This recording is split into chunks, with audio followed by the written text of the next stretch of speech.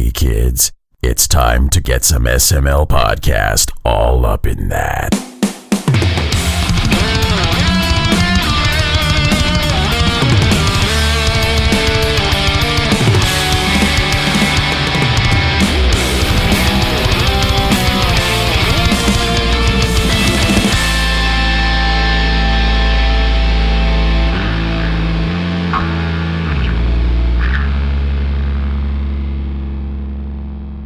What's up, everybody? This is the SML podcast. I am your host, Joe. Joining as usual, Cole. How are you doing?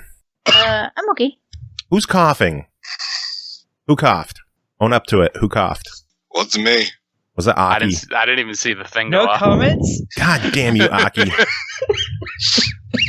God damn you, Aki. So yeah, Aki's here. Jacob's here. Kris Huber's here. Because it is a special occasion. It is the 8th anniversary, the 8th birthday of the SML podcast. We have been doing this for 8 fucking years. No. You've been doing this. Hey, you're here, Kris. I have been the ghost of SML past that every once in a while just squanders his way into an episode. You need to get you a little set of chains to rattle whenever you're being announced. Yeah, all right, I can make that happen. I have those. Kris Huber's here. Not asking questions. So many comments. So many comments. Oh, no. Oh, how's everybody doing? Tired. The hell are you tired for? Because I didn't sleep much last night. I was playing review games. Yeah, we're also old farts at this point. I mean, like, come on, it's 8 years of this shit. Yeah. What still is young. what is Fuck sleep? you. I will never be old. You can go to hell. No, you're going to be old. Nope, not going to happen. You're going to be old and dilapidated. Well, It's I'm funny 'cause already dilapidated. This 8th anniversary is appropriate for about what time I go to bed every morning now. So just stay up until like 8 o'clock in the morning and then fall asleep and then wake back up at 11. God, I've See, been doing shit my like problem is that I've been staying up till 5, but then I go to bed and Dee knows what time it is because the rooster starts crowing. Right, so that's when you know Every you're already day past. 5 a.m. And I'm like, I'll get in bed. I'll be like, ninja'd it, right? And then that motherfucker starts crowing. And then he's like, it's 5 a.m. And I'm like, fuck. That bitch is about to find himself in a stew pot. He's snitching on me. Snitches get stitches. Snitches get soup. And Get soup is. Soupses. They become chicken stew. Snitches get tenderized. Yeah. Oh, beautiful. Jacob, how are you doing? You're not saying much yet. I'm okay, I guess. That's it? Just okay? Yeah, I mean, I don't know. I mean, like, did the whole part about me fucking breaking a wine cork get into the audio? Nope. Okay, yeah. Now you can tell everybody about why you're woefully depressed, other than because you're here. Well, no. I mean, Hey! I've got a mason jar full of wine or sangria at this point, to be more specific. But yeah, like I woke up 10 minutes before this show, and like I ran downstairs to like get something to drink, and so like I'm trying to open up a bottle of wine, and I've never been good with corkscrews for whatever reason. I just haven't. And so like I'm trying. Confirmed. What? Keep going. Keep going. Whatever. Anyway. No, I didn't hear what you said, Cole. So. No, I said Jacob can't screw. Confirmed. Ah. Because he said he wasn't good with the corkscrew. But then nobody heard me say it, so it doesn't fucking matter now. You have to use your show voice. I heard it. It just wasn't that funny. It was funny. Nobody thinks you're funny. Especially since I got 2 kids. So, I mean, like, yeah. That can happen without you. That's fair. We do have a turkey baster. You were not necessary in that equation. That actually, I mean, you are not necessary fills into like a lot of parts of my life right now. So yeah. But yeah. So anyway, so it's like I get, so like I'm there rushing, trying to like open up this bottle of sangria, and like somehow like the fucking cork just rips itself like right in the fucking middle, and I'm stuck with half the damn cork inside the bottle, and I'm just like, you gotta be fucking kidding me. And yeah, and meanwhile my wife is like, oh, I need you to write this thing down, and I'm just like, are you fucking kidding? Like, I'm trying to get this goddamn cork out of the bottle, and it just, yeah. Well, what did she need you to write down? I don't know. Like, she's in some sort of online meeting right now, and she didn't have access to a pencil and paper, so I had to use voice recognition, like speech to text, and so she asked me to write down. That's our society now. I don't have a pencil and paper. Just fucking use voice to text. All right, hold on. She wanted me to write down Shadow Network, which I don't know what that has to do anything with that. But instead, that sounds classified. What does she do for work? She's a drug dealer. No. She's a librarian. But yeah. So anyway, voice to text thought I said. Okay. Sharon at work. However, like I caught that as it was doing it. So the whole entire message is Sharon at work, Jesus fuck, Shadow Network. I mean, it got there. Like the note is there. You have reference of what you need. I mean, I had to say it twice, but yeah, it did get it eventually. It actually put Jesus fuck, because when I try doing voice to text, it usually censors the profanities. I think I've sworn enough at my iPhone, it knows better. I couldn't even get Siri to say the word bullshit. Well, that's some bullshit. I know. I was like, Siri, play the song Bullshit by Rise Against. And she's like, now playing Beep by Rise Against. I'm like, no. Hey, Siri, what song is this? He's like, this song is Beep by Rise Against. I'm like, you little bitch. I'm gonna cut you. That's weird. I wonder if there's something in the settings. Maybe it's just how the song is tagged. I don't know. Maybe. So yeah, how's everyone doing? 8th birthday. We're back at this shit. Siri's going off on my phone because I was talking to her. Turn that off. Should we talk about news? There was so much news this week. I'm always curious of the news. So am I. It's my favorite. Idea. Jacob, I know you're excited about this news. The big news of the week. Embracer Group is on a buying spree. Mm-hmm. They picked up 3 more companies. Mobile developer EasyBrain, which, whatever. Aspyr Media, which was kind of shocking. And Wait, then, really? Yeah. Yeah. Aspyr Media just did the Star Wars Episode 1 Racer re-release. Mm-hmm. They got something else coming that we'll talk about soon. But the big group that they merged with, Gearbox Entertainment. That is the only one of the 3 I had seen, so I was surprised by that. And then you're like, by the way, here's the other ones, and I'm like, what? Yep. Gearbox is the only one that made the headlines. Everyone else is, by the way, these 2 also got bought. Yeah. I can't say that I'm familiar with the other 2. I tend to follow Joe calls him Aspyr. I call him Aspyr. Aspyr. Yeah, that makes sense. Yeah, I'm pretty sure it's Aspyr. I tend to follow them because they were the ones that published Layers of Fear. Mm. They published Bloober Team before Microsoft started throwing money at them. So yeah, they have a lot of stuff. What did they do? They did. Jacob, you mentioned Star Wars. They worked on that. I think Civilization. Mm-hmm. I don't know what else. Layers of Fear. I think they did some work on the Borderlands. I'm looking at their website. They did some work on the Borderlands series. So it kind of makes sense. All of this coming together sort of makes sense. But, yeah. Another game that Aspyr is working on, I'll call them Aspyr from now on because Cole made it make sense. Thought it was Aspyr. I didn't know. Yeah. So yeah, we could both be wrong. Who the fuck knows? But it strikes me as it would be Aspyr. Yeah, it makes sense. It does. So yeah, they are going to be publishing a game in March that True Achievements kind of spilled the beans on. Stubbs the Zombie is coming back. I never played it. Yeah.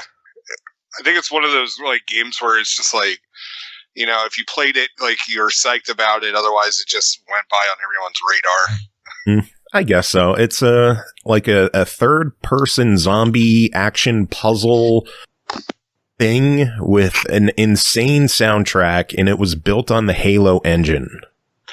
That's kind of funny. Very specific. Yeah. Yeah. It was a project by some former Bungie workers, and they licensed the Halo engine to release the game. And like, there's some of the UI looks similar, and you can tell it runs on the Halo engine. But that game is going to be coming back to Xbox One and Series X and S March 16th. No word on other platforms, but I kind of don't think it would, given it runs on the Halo engine. But I don't know how that would work with licensing. Because as other news this week has proven, anything can happen when it comes to games releasing on platforms. It is official. MLB The Show is releasing on PS4, PS5, Xbox One, and Series X. That shit actually blew my mind. I thought I saw the trailer in my YouTube suggested videos, and I'm like, no, that's not right. Yeah. MLB The Show is releasing on Xbox. No Switch, so Nintendo gamers are going to be bummed at least for another year. Maybe next year they'll release a Switch version. There will be no cross-generational purchase. So if you purchase PS4, you don't get it on PS5 as well. Same with Xbox One and Series X and S. But there will be cross-play. The only way to get that dual entitlement is to buy the Jackie Robinson edition. Fuck them with their editions and versions and blah. Yeah, I think it's $84.99. Comes with the game, a bunch of digital crap. You get it for PlayStation, you get a PS4 disc and a code for PS5. And on Xbox, apparently, you just get a dual entitlement disc. Both versions on the disc. Interesting. So, I mean, licensing alone, that's really exciting. PlayStation is releasing a game on Xbox. It is happening. Well, I mean, it got announced a couple of years ago that it was going to have to happen. Yeah. But I forget what exactly the reason is. I'm not sure if MLB is. It's been a while. I'm pretty sure MLB forced their hand. It's like, if you want to keep the license for the show, you're going multi-platform. Sony's like, okay. Well, right, but I think what it is I'm not sure if there's actually going to be an MLB. What was it called? RBI. RBI baseball. I'm not sure if there's going to be an RBI baseball this year. There is. They're still making it. Yes. Jeez. They're very different games. Very different. Well, yeah. But from what I was under the impression that RBI was getting out, or MLB was getting out of it. Maybe this is the last year for RBI. You never know. Well, because that's what I thought last year was, because last year was very subdued. They pretty much just it was like a port. Yeah. Yeah, they we didn't even get a review copy last year, and they just kind of released it without any kind of fanfare or whatever. And it's just the RBI games. I'll be honest, I don't want to pay anything more than $5 for it, because the only thing I liked you're also a cheap bitch, so. No, it's the only enjoyable part about it was the home run derby. I thought the actual gameplay for playing a straight up game sucked. Every single year that I had to play it for this show, it was just play for the home run derby. Everything else you can go get fucked on. So I honestly thought that last year was going to be it, once they announced that the show was going to be multi-platform eventually. So I don't know. I mean, that's still, I'm really stoked about the show being multi-platform. I'm also a little bit surprised that they made the Jackie Robinson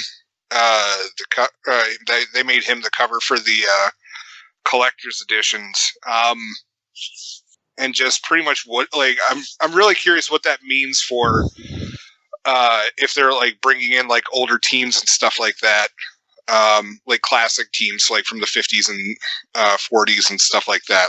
The show's normally pretty good with that stuff, aren't they? I don't know. I've never played it.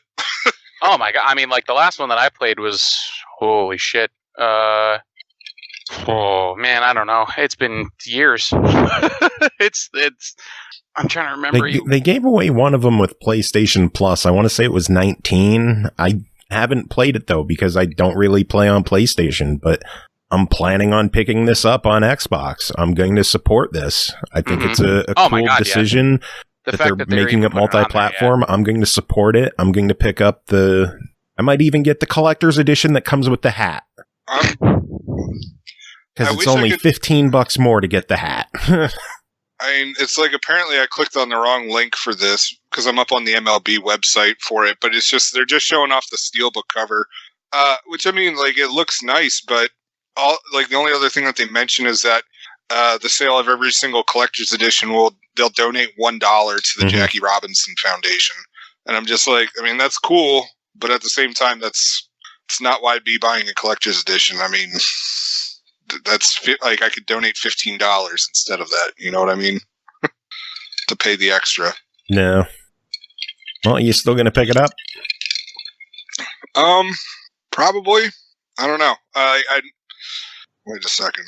This will be the third game that I add into the rotation of the things that I launch my Xbox for. For real, because like, dude, I haven't had a legitimately good baseball game since I owned my PlayStation. Like when I had my PS3. Like, hey, the Super Mega Baseball games are awesome. But it's not like they're good, but they're not sim, I know.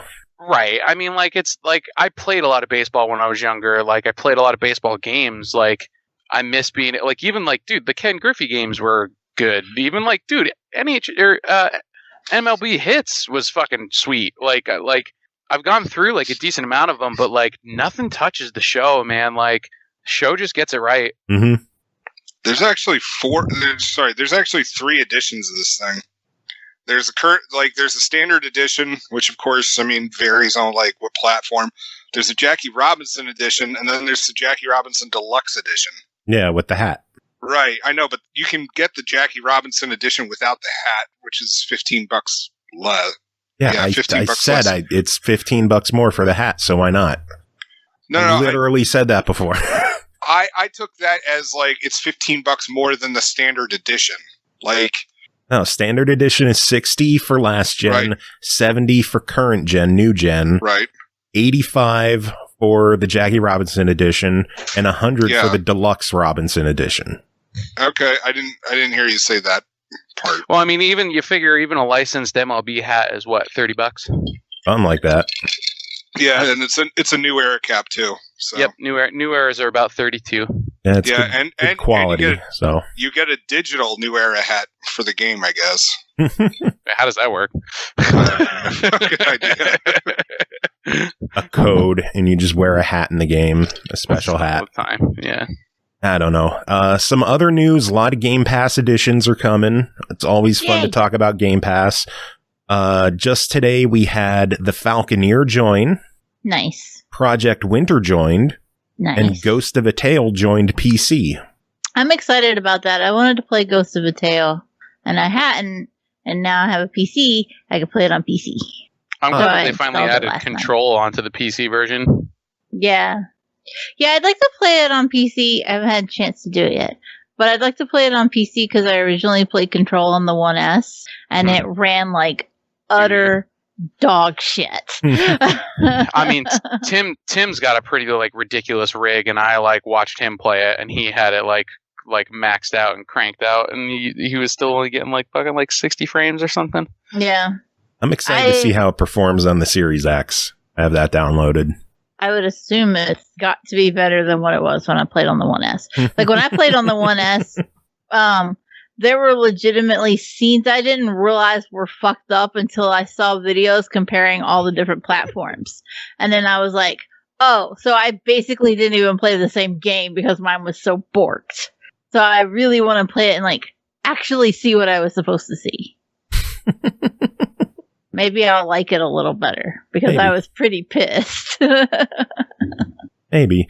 February 11th, a couple more games are going to be joining. Wolfenstein Youngblood is going to be joining the Android lineup. Stealth Inc. 2 is joining console and Android. Jurassic World Evolution, console and Android. And Final Fantasy 12, console and PC. Nice. Final Fantasy 12 is awesome, so give that one a go. I will say, if you like any kind of management game and you like dinosaurs in any capacity, fucking play Jurassic World Evolution. It is so underrated, but it is so good. It is so well done. Like, you get to fucking fight the dinosaurs if you want to. And then they earn prestige and they make you more money. And like, sometimes the whole point of breeding is just to go let them tear shit up. It's so good. Like, what if Zoo Tycoon was just like, hey, you could release the lions on everybody. You want to let the lions out? Yeah. And you could just be like, yeah, I do. And it would never happen because it's like, that will hurt your park rating. And Jurassic World Evolution's like, yo, you want to let the T-Rex out to eat on some people? And I'm like, Can we make the big dinosaur that goes away and like is invisible and it eats people too? Let's do that. It looks legit. No, it definitely looks fun. It is very underrated. Like, I definitely recommend it. It was recently free on Epic, and it's now going into Game Pass. Like, there's no excuse to not at least try it out. I was going to say, it was on Games with Gold a while back, too. Was it? See, I already found it, so I didn't remember it being Games with Gold, but it's a good one. Cool. Yeah, go ahead. Not all good news. There are some games leaving Game Pass. On February 15th, console is losing Da Blob and Ninja Gaiden 2. Okay. And then PC is losing World of Horror. Won't miss it. World of Horror, what is that? I don't know. It doesn't have achievements, apparently, so... Oh, then I don't give a fuck. Yeah, no, they don't care. It's a world that has horror in it. But, I mean, I love horror games, but I need some motivation. And then on February 16th, this one surprised me. Shadows of the Damned is leaving EA Play. Boo! I wasn't aware that games left EA Play. Me neither. Well, it's in Game Pass.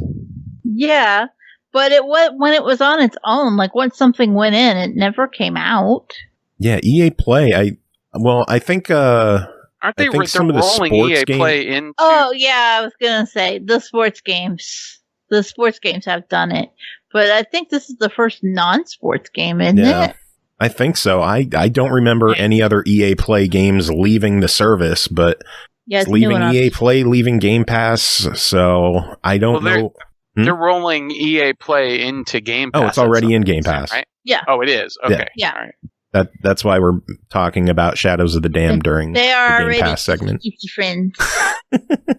Oh, well, you were saying EA Play, so I was slightly confused. Well, it's part of Game Pass, though. If you have Game Pass, right, you can still get them separately, I guess, right? Yeah. Okay. Yeah, all right. Yeah, but Shadows of the Damned leaving. I don't know if this is a sign that it might be getting delisted soon, but if you ever had interest in the game, you might want to pick it up while you can. You should play it. It's literally like one of those like weird, odd, random games that like I ended up playing through it twice, and it was just so good. I had such a great time, start to finish. And it has an achievement with the word "fuck" in it. Sure does. I didn't know that was a thing. Come on, if anything, you're supposed to say "fucking right." It does. True. I think the my favorite line from that game is gun. like when he's trying to say Quetzalcoatl. Like I cracked up for like a day. Like it's a solid day, and it's like late in the game too. So like I could tell you that you could play through it, you're gonna forget, and then when it happens, you'll lose your mind. God, some games are joining PlayStation Now. So always good to see games joining that service. Call of Duty Black Ops 3 is joining until April 29th. So you'll have that to play for 2 months. Okay. WWE 2K Battlegrounds is joining until August 2nd, which that was a really cool game. If you haven't played a wrestling game in a few years, give that one a go because it was a blast. And then Detroit Become Human, Darksiders Genesis, Little Nightmares, and Hotline Miami 2 Wrong Number are all joining. Okay. Shadows of the Damned may already be delisted. Bastards. It shouldn't be. I'm looking for it right now up on the Xbox website. It's not under the old marketplace. Okay, so they put it under the new one, but you can't buy it the old way, which is weird. So it's $20, but You get a discount though for having Game Pass and EA Play. yeah, but Someone doesn't. Get fucked. yeah, Cole, you would have said that whether I had Game Pass or not. Yeah, He's but got I a said it point. with more emphasis since you didn't have it. Put a There's little more more truth oomph behind the it. statement, so there's more weight. I said it with my chest. Oh my! Oh my god. Some sad news. Let's shift gears and talk about some sad news since we're all laughing. ZeniMax founder and CEO Robert Altman passed away this week. So there was a loss in the Bethesda family this week. Oh, dang. Did it say what? I didn't see if they stated why. I didn't pry. So I don't know. I'm lazy too. So Oh, that we know. yeah. Aki is still here. Okay. Yeah, I'm just silent when I have nothing to contribute. But sometimes you just gotta laugh because shit's funny. Not And this true. show. Well, it can be on occasion. Trash Rando says GameStop's raising the price of Shadows of the Damned right now. True. Of course they are. Probably. So $40 used in reselling them. Oh man. Chris, some sad news for you. Activision Blizzard said it does not expect Overwatch 2 or Diablo 4 to release in 2021. Oh, I could have told you that. It's like I didn't even expect, like, with the whole like digital BlizzCon thing happening in a couple weeks. I'll be shocked if I even see more than what was already like shown on Diablo 4. I'll be shocked if they even have another trailer. So you don't have high hopes for seeing Diablo 4 anytime soon? No, I feel like I'll end up seeing a D2 remaster first, because it was already like leaked that the company that made the remaster for Tony Hawk is doing a remaster of Diablo now. Yeah, we talked about that, I think, a week or two ago. Cole, do you remember? Yeah. I don't remember. Yeah, we had mentioned it. I do. So I do I mean, remember I'm stoked for it, because honestly, like, I mean, that company did a fucking great job with Tony Hawk. Like a really good job. Like, that was probably one of the smoothest Tony Hawk games. Like, it's the smoothest playing Tony Hawk game that I've ever played. So if they can nail gameplay aspects of it and they focus on that like they did with Tony Hawk, I think they'll do fine. Carnage says he hopes to see Tony Hawk 3 and 4 done next, except Vicarious Visions doesn't exist anymore. They're folded into Blizzard. Mm-hmm. I mean, they're still a subdivision, right? So like they're like, I think they're treating them almost like how they have the sectioned off versions for like the classic games division and like, you know, Team 2 on Diablo and like all that kind of shit. Like, Didn't they dissolve Team 2?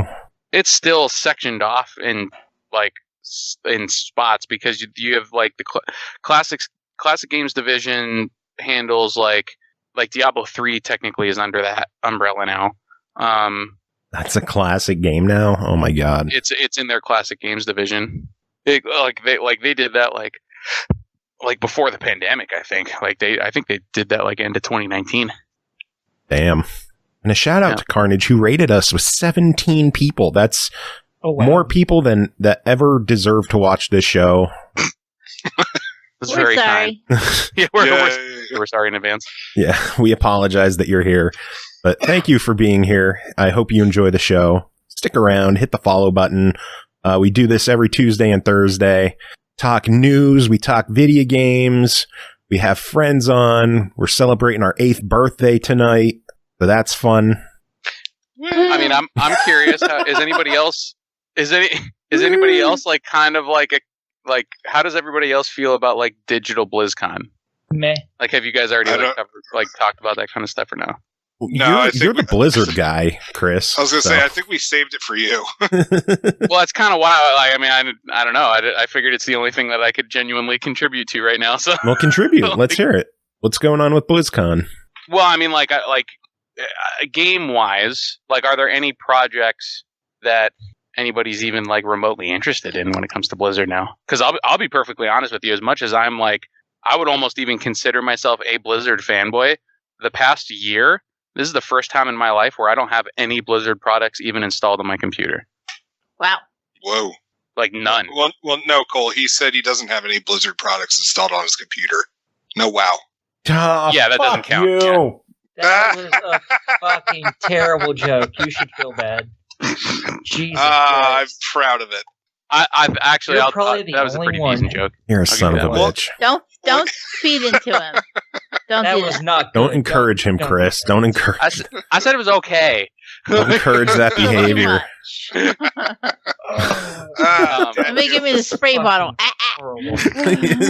Well, I mean, I say that only because, like, you know, I think the largest spaces that they really have weight, and let's be honest, like, obviously WoW is like the biggest contender, but like even WoW's in a pretty weak position at this point.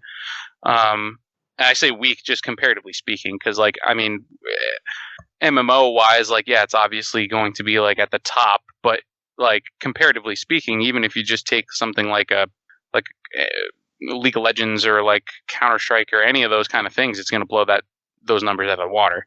I even with things like Diablo and like with what like the Activision side of Blizzard doing, like Call of Duty and everything like that, Call of Duty's in a terrible spot. Like, there's just like hackers constantly. Like, I can even like appreciate the style of gunplay that Call of Duty has, and I've gone back and tried reinstalling it and playing it and all that kind of stuff, and it's just like riddled with people that are just exploiting the games, and it just makes it not fun. So I don't care how good the mechanics and stuff are nailed down. Like, if you can't get like hackers in line, like, it's just going to ruin the game for you. No. That's a big reason I don't play online games that often, is I don't like dealing with hackers and dickheads. Well, and it's funny too, because, like, you know, with the scope of how many people are involved in a lot of these games, it's just like, I just don't, like, I've seen people hacking games like Counter-Strike and like stuff like that, but when you've got like things on such a massive scale, like, how much better do you really feel by like going in and just like trolling people that hard? I guess I don't know. Like, I'll never understand like the logical side of the person that's just like, man, I had a shit day at work, so I'm gonna go home and make everybody else's day shit by like ruining the game for them. Like, I'll never understand the thought process behind it. I guess I don't know. Some people just want to see the world burn. Mm-hmm. I mean, yeah, I guess, but like, shit, I don't know. I think a lot of their products right now, personally, I feel are in a very weak spot, and I think it's going to take some pretty serious stuff for them to show off at this event. Not to mention the fact that, like, even just like BlizzCons in general, I've always had to watch them online because I know, like, damn well I'm never going to have the money and the funds together to actually go to one of these things. So I appreciate that now even the digital versions, like when you wanted to do the digital versions before, you still had to pay. Like, you would get some stuff as a kickback, like some certain, like, you know, cosmetic stuff that's only for people that have the pass for the people that did the BlizzCon shit. But like, this year they're making it free for everybody. Okay, that's great. But does that mean that like you're not going to give shit away? Does it mean that like it's going to be like less interactive and less involved from a communal standpoint? And it's just going to be like, hey, check out this shit. Make sure you buy it when it comes out. All right, see you, bye. Like, what's the protocol going to be like? What's the vibe going to be like? You know? No, I don't know. When is it going down? It's soon. I know it's soon. I don't have the date in front of me because, you know, I'm not prepared. You should have that shit memorized. I am disappointed in you. I mean, I normally would, but like, it's normally like in like September, October. So like, these dates are pretty kind of arbitrary. There's even an article up on the SML podcast Facebook page, which apparently you're not following very closely, Chris. I am, but I had to mute the notifications because it blows my phone up all the time because I'm still like tied to the account. Whoops. Yeah. I'll see if I can pull you off it if you want. I'm just like, honestly, man, like that would be spectacular because I've missed a lot of like messages for the band stuff trying to like Because Jacob's posting too many dumb memes. No, just getting like notifications of comments on like pictures like that you'll post or something, and I'll just be like, oh, okay, great. Again, whoops. Yeah, it's all Jacob's fault. He's the one who handles all the Facebook stuff. Oh, okay. I was like, wait, why are you apologizing? Like, BlizzCon is February 19th. Oh, okay. So yeah, it's super, super soon. It's 2 weeks. 2 weeks. Yeah, I mean, we'll see. We'll see how it goes. I'm very curious. I mean, obviously, like Overwatch is a series that I'm interested to see, like how they handle like some of the stuff that they announced last year for were kind of interesting. So like about how they're integrating like people that have Overwatch 1 and Overwatch 2 and all that kind of stuff. It was really kind of weird. So I'm curious to see if they're still plan on implementing it the same way that they described before. I don't know. We'll see. Kris, going back to how you were saying like how they were making everything free. Everything is only free after it's already aired. Okay, all right. So, like, if you want to watch it in real time, you still got to pay for the pass. You can stream through Twitch and YouTube, but then it's like after as a VOD. Okay. Yeah, afterwards it will become available for free. So interesting. And it's only 2 days. So yeah, instead of like the 5 that it normally is or something. I don't know, 5 or 6. I don't know. That's really the only thing that I'm like looking forward to as far as like, next, this month, I guess. I know what Jacob's looking forward to in May. Finally becoming a real boy? Yes. Nice. Also, May 14th, Mass Effect Legendary Edition is releasing. Yup. It's finally happening. It's confirmed. It is real. It is May 14th. It is Mass Effect 1 through 3 with most of the single-player DLC. Apparently, Pinnacle Station will not be included. Why? Whoa. When did that get announced? I didn't hear that part. The DLC, it appears that they lost the master code of it was corrupted, or they lost it or something. And remaking it would take an extra 6 months, and they apparently just weren't willing to do that, which is sad. I mean, I'll be honest, nothing of value is lost with Pinnacle Station. I disagree, because you used to be able to buy level 10 armor pieces and weapon pieces that way. That was the only way you could buy them. I don't know. I can't say it works like that way for me. But yeah, I mean, I just remember playing through it. And the problem with it was that by the time I finally reached Pinnacle Station, my character was so overpowered that the only way I could get out of Pinnacle Station was to kill myself. So, like, I'd have to like chuck grenades at the ground, like right in front of myself and blow myself up just so the round would end. Wow. But then again, I played like the original campaign like 20 times, so. Well, now you get to play it again. You'll also get to play it with some gameplay improvements. They're supposedly speeding up the elevator rides. Thank God. Which, no. Like, no, there's no thank God in the first game, that it was great because the characters would talk to each other, and have interactions with each other. It was fantastic. Yeah, there was nothing wrong with those elevator rides. Be quiet, Joe. They were long. Yes, they were, but they had conversation. It was fun. Something you'll never hear. Pacing, Joe. Pacing. Sure, we'll go with that. No multiplayer either. So all the multiplayer from Mass Effect 3 is not going to be included. I'm bummed about it. I like the multiplayer in that game. Yeah, I thought it was okay, but it wasn't necessary at all. And I think I played it a couple of times just to even out my war assets, but that was it. I played it a lot because I wanted all the fucking items in it. Like all the weapons and everything, I wanted all of them upgraded to max. It's the only reason I played it. I'm obsessive to an unhealthy degree. Oh, God. Also, unhealthy is the obsession people have with EA Sports College Football but that is also coming back. When was the last one? It was a while ago, right? 14. Holy fuck. Yeah, they've made it clear that it's EA Sports College Football, and I haven't seen any real mention of NCAA. I don't know what the... So maybe, I was just about to ask, so there was that huge, like, lawsuit because of likeness rights and payment for the college students, stuff like that. Maybe they don't put the likenesses in of the students, they just have the colleges. I think that's how it's going to be. That would make sense. Yeah. EA Sports College Football coming back. Not sure when, but EA confirmed it. It's happening. Also happening, Google Stadia is shutting down their internal game development studio. Shocker.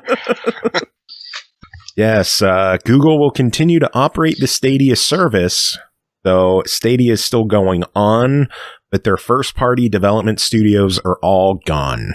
So the only reason anyone would have ever thought to have gotten it is gone. All right. Yeah. Yep, and they never even released anything worthwhile, so yay, Google. Good old Google. Google has development shiny object syndrome. Sure do. They make something, and before they're even finished telling you what it is, they're like, never mind, we changed our mind. Look at this. And they're on to the next thing. Yeah, they insisted they were in Stadia for the long haul, and they already gave up. Yep. Good shit. Yakuza Side Story Judgment is going to be coming April 23rd to PS5, Series X and S, and good old Stadia. Wow. I mean, at this point, you don't even really have to include it in on the release. Like, there's people who are like fucking furious that it's not going to PC, but it's going to Stadia. I mean, let the game die then. Let it like. It's not it's not the fans' fault. I mean, on the plus side, until I can get my hands on an Xbox Series X, I finally found a reason to get a Stadia. To waste money? You take that back. Not the waste of the money part. The fact that you would buy a Stadia. Oh, no, I wouldn't. No. There's way too many Star Wars figures I'd rather blow my money on than the Stadia.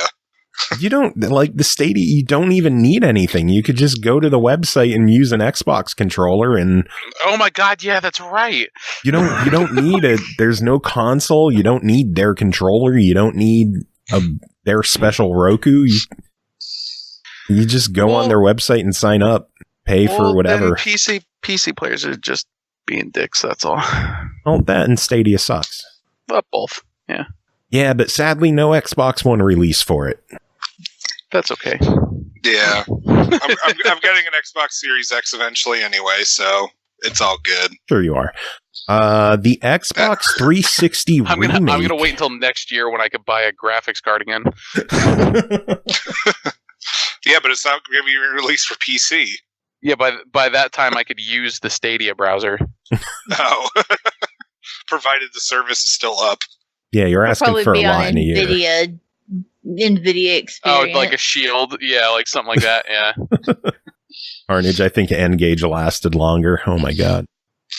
Dude, he might be right. He might actually be right, though.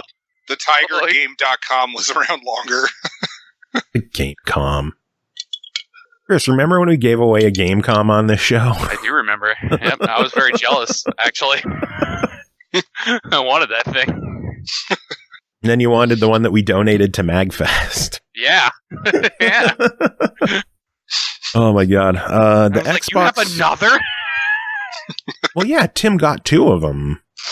I know.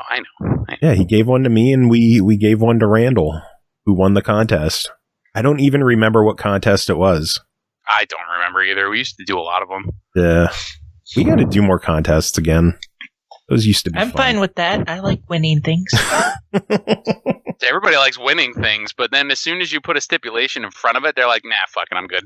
Listen to the show and leave a comment. God, do I have to? Yep. I mean, hell, I'm on the show and I handle social media. I don't want to fucking leave a comment. Jeez. Oh, you assholes.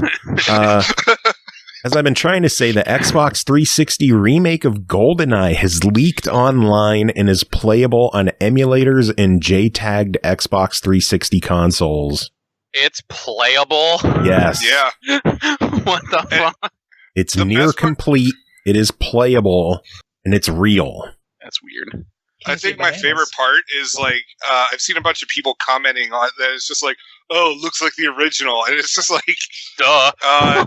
what? No. But I mean, it's just like, buddy, have you seen what a Nintendo 64 graphics like? What those graphics look like? No, this does not look exactly the same. Yeah, people. those I hate people who roasting exaggerate glasses. about graphics. Yeah, I mean, I'll be honest. It looks pretty. It's pretty. Even for an Xbox 360 game. I wish I had the means to play this. I wish Microsoft could find a way to release it. Yeah, that too. That would have been nice. But I think it was the rights holders from James Bond I think who so. killed it. Well, there's a new movie that's supposed to be coming out and shit, right?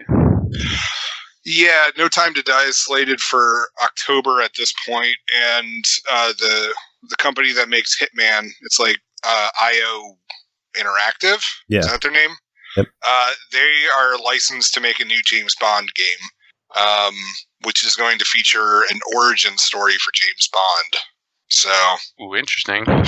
yeah, which I'm really curious as to whether it's going to go with the whole, like, it's been one spy the whole entire time, or if it's been, James Bond as a code name along with, 007 as like a designation. So, yeah, we'll find out, obviously.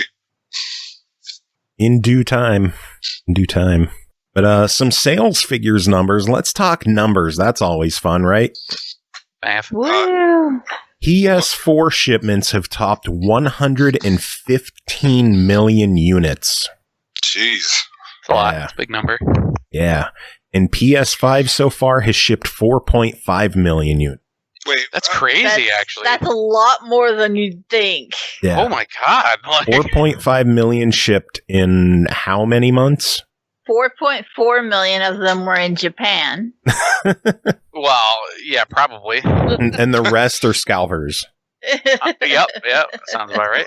Wait, that PS4 number, how many did you say it was? 115. Wait, okay, 115 million total, like, worldwide? Yes. Okay, cool. No, I was curious about that. Just because I was wondering how that stacked against the PlayStation 2. So it's still got like 40 odd million to go. Yeah, but I think It's also only been out for what, 3 months? Like, No, PS4, not PS5. oh, okay. Yeah, no. If the PS5 had sold 14 million units, in I think 4 months. I think it's just like, what the shit? Microsoft just called it a day. Yeah. All right, we're done. More sales figures. Spider-Man Miles Morales has sold 4.1 million units. Yeah, they probably could have doubled that if they put it on Xbox. Dicks. Yeah, I don't see Not that one better happening. at all. Don't see that one happening at all. Worldwide Switch sales are nearing 80 million units. We were one of those. Proud of you. Oh yeah, that's right. I was gonna say Chris hasn't been on for a while. I haven't, yes. no. Yeah, my wife just randomly came home one day and she's just like, "So I bought something." I'm like, "Oh, like some antique book or like some crap that she usually like brings home like to better the house or make it look nicer." I'm like, "Oh, what'd you get?" And she's like, "This," and she just dumps an Animal Crossing limited edition Switch on the table, and I'm just like, Sick. "Oh, okay." I was expecting like a $30 thing. This is a $300 thing. Alrighty. So we now have a Switch, which I was really surprised by. So I'm looking forward to playing Star Fox on that thing. Yeah, I launched mine, I don't know, like a handful of nights ago. And I saw Animal Crossing, was too nervous to log in and see how bad it is.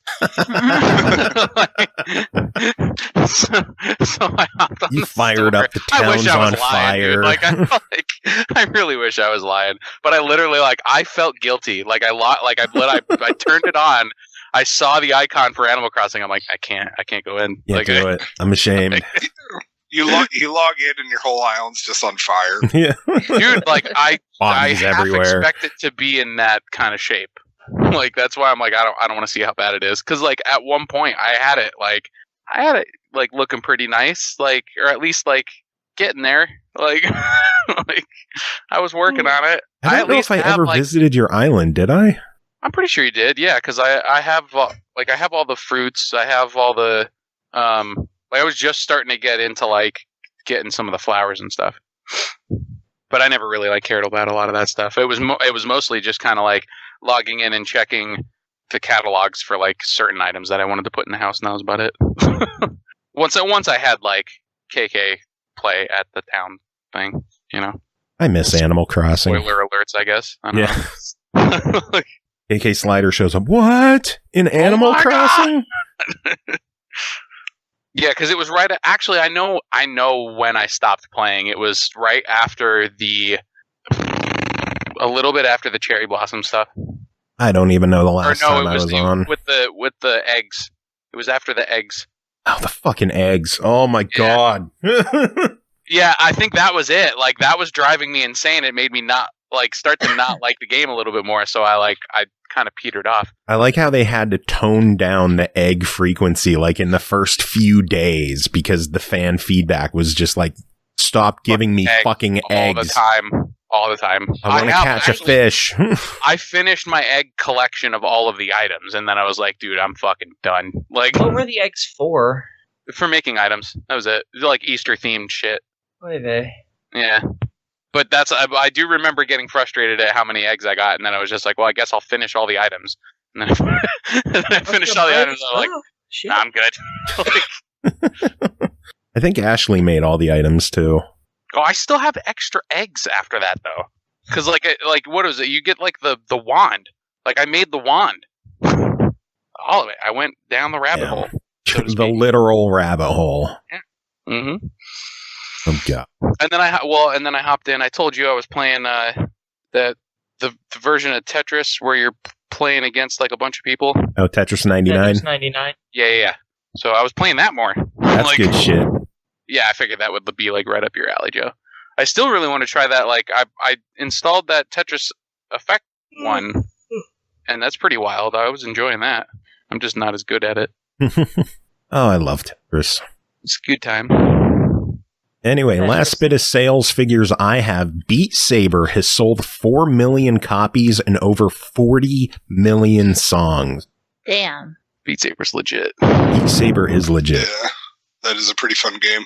Number one recently told me, I was like, I'm really surprised you haven't ever mentioned wanting Beat Saber. And she's like, oh, I want it. It's just that it's VR.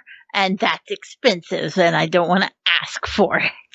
And I was like, well, Smart shit, kid. I feel bad for not realizing that she wanted it that bad and considering it, because I probably would have got it for her if she'd said something. I tell you what, those quests for the money, man, they're pretty legit. They're good. It's definitely if you're trying to get something just well, I mean, you have a serious enough computer now where, even I have it's an Asus, Windows, mixed reality headset or something like that, and I got it used, mad cheap, and that's been serving its purpose for just getting through. I started playing Super Hot and shit like that, or the Pistol Whip, stuff like that. Super hot. Dude, nothing's gonna beat that game for me as a VR experience. It's so fucking good. Sent that game, and that makes me very sad. Oh, it's so good. I am waiting for news on the PS5, whatever they're doing in terms of VR, because it was way too convoluted to try hooking up the VR in my room where we have the PS5 in my office. Mm-hmm. There are just too many cords, too much shit, too many things that I'm waiting to see what they're going to do with the PS5 and if they're going to have like a camera-free headset or wire-free headset or what they're going to do with that. They have to do something because otherwise it's just running PS4 versions of everything. I mean, do you think that they'll develop more into the VR space? I thought they were pretty much like out. I hope so. I mean, I invested a good amount into VR games. I would like to be able to continue playing them. You would hope, yeah. So. Especially with more powerful hardware too, but you know. Yeah. I suspect they're gonna go full Google and just abandon it. You think so? I was gonna say, like, I think they might, like, because VR is definitely one of those like extremely niched spaces, and with how many big players are already in those niche spaces, I don't feel like I feel like that's why Microsoft kind of like is abandoning the Kinect. I feel like that's kind of why, like, you know, PlayStation would potentially abandon their VR stuff too, is because, like, while it's cool to be able to experience some of that stuff, it's still not quite at the level that the mass, like, populace of consumers want it to be. Yeah. So I think it's still going to take a little bit to reach that level. But for enthusiasts that are just like, nah, I want to see what it's like now, PC is pretty much like where a lot of that stuff lies. Or again, even with those newer Quests, dude, for the price, they're relatively like cheap comparatively speaking. I think like $300 or something like that. Something like for that. For the headset and the controllers, and that shit's wireless, no computer needed. Like, you literally just toss that shit on your head and you're good to go. Mm-hmm. Like, it's a pretty compelling argument for people that want to at least just experience where things are at currently. Yeah. I don't know. We'll see if console doesn't. I know a lot of people want to see Xbox get into VR. I don't think it's necessary. I think PlayStation doing VR is fine. Like, have one company do VR. And don't let, like, Nintendo doesn't need to fuck with it. Microsoft doesn't need to fuck with it. Let Sony have VR. I mean, I'll be honest, like, the mixed reality Minecraft shit that they showed, like 2-3 years ago or something like that was really sick. Like, yeah, that, and what I came love of it? That it gets canceled this summer. But see, but that's the kind of shit that I'm talking about, where it's just like, yeah, it's a cool concept for these companies wanting to get into it, but it's just like, Yeah. I think it's still going to end up falling short in levels of expectations of what people want, and that's enough for them to be like, nah, let's not invest into it. Like, it's too much of like a risk. And I mean, let's be honest too, it's like, for how niche of a market like VR stuff is, like, there's plenty of people that are gaming enthusiasts that don't have headsets, Yeah. and plenty of people that have no intentions of getting one for a while. So in the short term, it's probably like, do we really want to make headsets right now when we know that not as many people are going to grab them for the next couple of years? Well, I know what Ashley and I are talking about possibly getting into to get more active with our gaming. One of those the treadmills with the shoes that you could run on? DDR. Oh, dude, hell yeah, man. I used to do that shit all the time when I was younger. I was like looking up dance pads for Xbox 360, and like Mercari has some like the High School Musical 3 dance pads. Dude, listen, no bullshit. You could actually get like a pretty well constructed like pseudo metal one for about like $100. $120 is about what I got mine for, like, back in the day. Yeah, we're thinking about getting back into that. So I might pick up some games and some dance pads and see if I could get moving again. Hell yeah, man! My fat ass dancing and sweating. I mean, I'm a big proponent of people like wanting to like do some stuff. I've had to like force myself to try and do some more stuff recently. You should play more Rock Band, do more drums. Let's play Rock Band, Chris. I sold the thing, remember? You helped me sell it. Okay, you were the one that then. gave me the heads up to sell it. Play guitar then. I thought you still had a normal drum kit though, like no, a Rock Band drum kit. Did I think you did? No, I only got the guitars. Huh. I'll let you borrow my drums. And I was only able to get the Rock Band stuff to work because I bought the MIDI adapter and the 360 controller with the MIDI in. No. God, it is depressing how expensive Rock Band stuff has gotten. Dude, it's insane.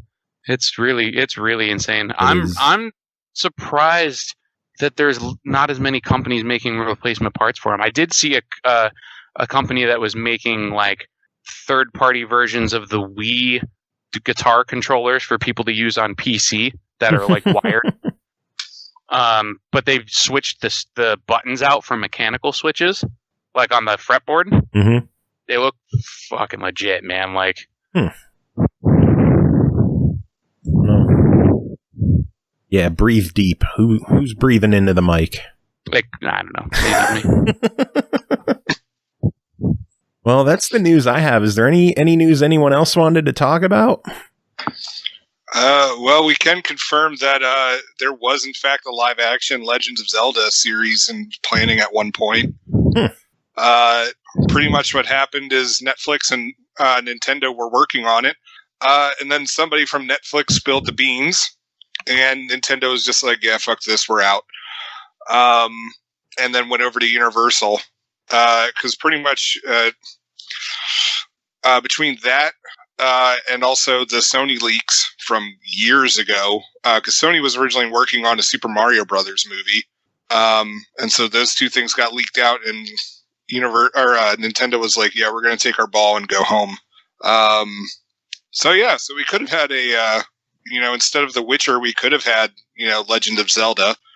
And then the other interesting thing out of that news is that there was also an unannounced claymation Star Fox show that was also being worked on at Netflix, and it turns out it was going to be a collaboration between Nintendo and College Humor. Weird.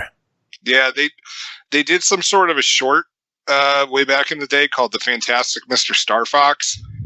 And Nintendo really enjoyed that, and we're just like, yeah, let's do more shit along that line. Huh. So that's interesting. But now we don't get it. Womp womp. Yeah, that's surprisingly, you were really thorough with the news this week. So I actually surprisingly, fuck you. Well, usually I have to does anybody have any news? And actually, Joe, you missed out on all these things. Yeah, for once I only have one news story. Well, then I guess we're going to shift over to reviews. Chris, we're going to let you get going. It's been awesome having you on. Thanks for having me, man. It's got to come back more frequently. You do. I know. I'm trying. Dude, shit's fucking really crazy right now. Yeah, man. I don't want to be like Mr. Debbie Downer, but I got a family member that's in the hospital due to COVID shit, and fuck.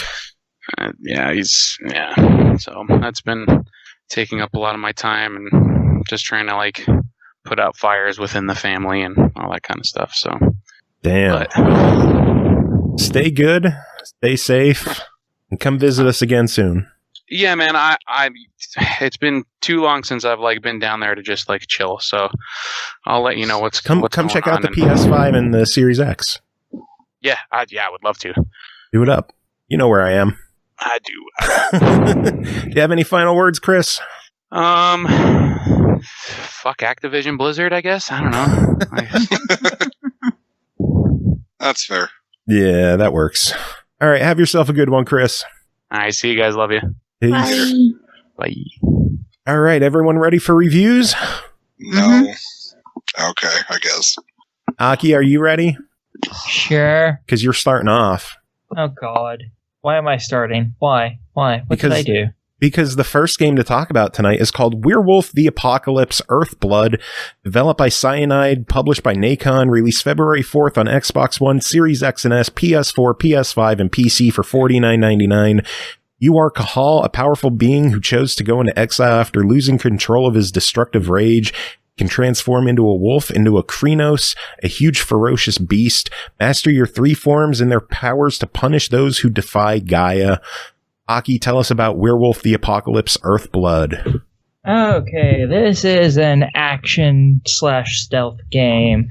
You go around as Kahal, just trying to take down this big energy company that's fucking up the planet by being assholes, as energy companies are to do. Aren't they called Endron? Yes. Yes, they are. Endron. Got that D in there. Yep. It's exactly what I was thinking the moment I heard it. I was like, yeah, that sounds about right. Yeah. And basically, you're a group of werewolves, and the individuals who didn't become werewolves but are still werewolves. It's a little convoluted. In their society, when they're getting older, some of them actually change into werewolves, and some of them just stay humans. But they're all considered part of the same group because they're not human. They're some other species, kind of like vampires. So Cahal and a very small group that includes his wife try to get information to take Indron down. And another werewolf that works with the company kills the wife. So he goes crazy rage, anger, everything must die mode, and ends up killing an ally and banishes himself. And then it skips 5 years into the future. And now he's back to help his people because they're under attack. Again, by Indron, because, of course, they're dicks. Why wouldn't they attack them? So, yeah. In this, you play as a human or as a wolf. You can always switch between them as you want, which is really fun. The Cahal as a human uses a crossbow to take out guards. He can also kill them when he gets close to them if he's being stealthy. He can interact with, electronics and stuff. But as a wolf, he's a lot stealthier. He's significantly faster. And he has the keen sense to be able to sense the spirits, which are literally exactly that. The spirits, they're the spirits of nature. And you can collect those as experience boosters to help you level up your various abilities, which are mostly just when he changes into his werewolf form, which is only used during combat, and it fucks everything up. It is so awesome. Yeah, when you transform into the Krynos or whatever it's called, that's, I think, when the game is at its peak, is when you're just fucking shit up. Yeah, see, I like the stealth elements a little more. I am also annoyed by the stealth elements a little bit as well. There's various types of enemies that you fight. There's, mooks with a whole bunch of different weapons. Then there's these big buff motherfuckers who have been modified with some sort of serum or some shit. And then there's giant people in mech suits who are also douchebags. You can only stealth take out the peons.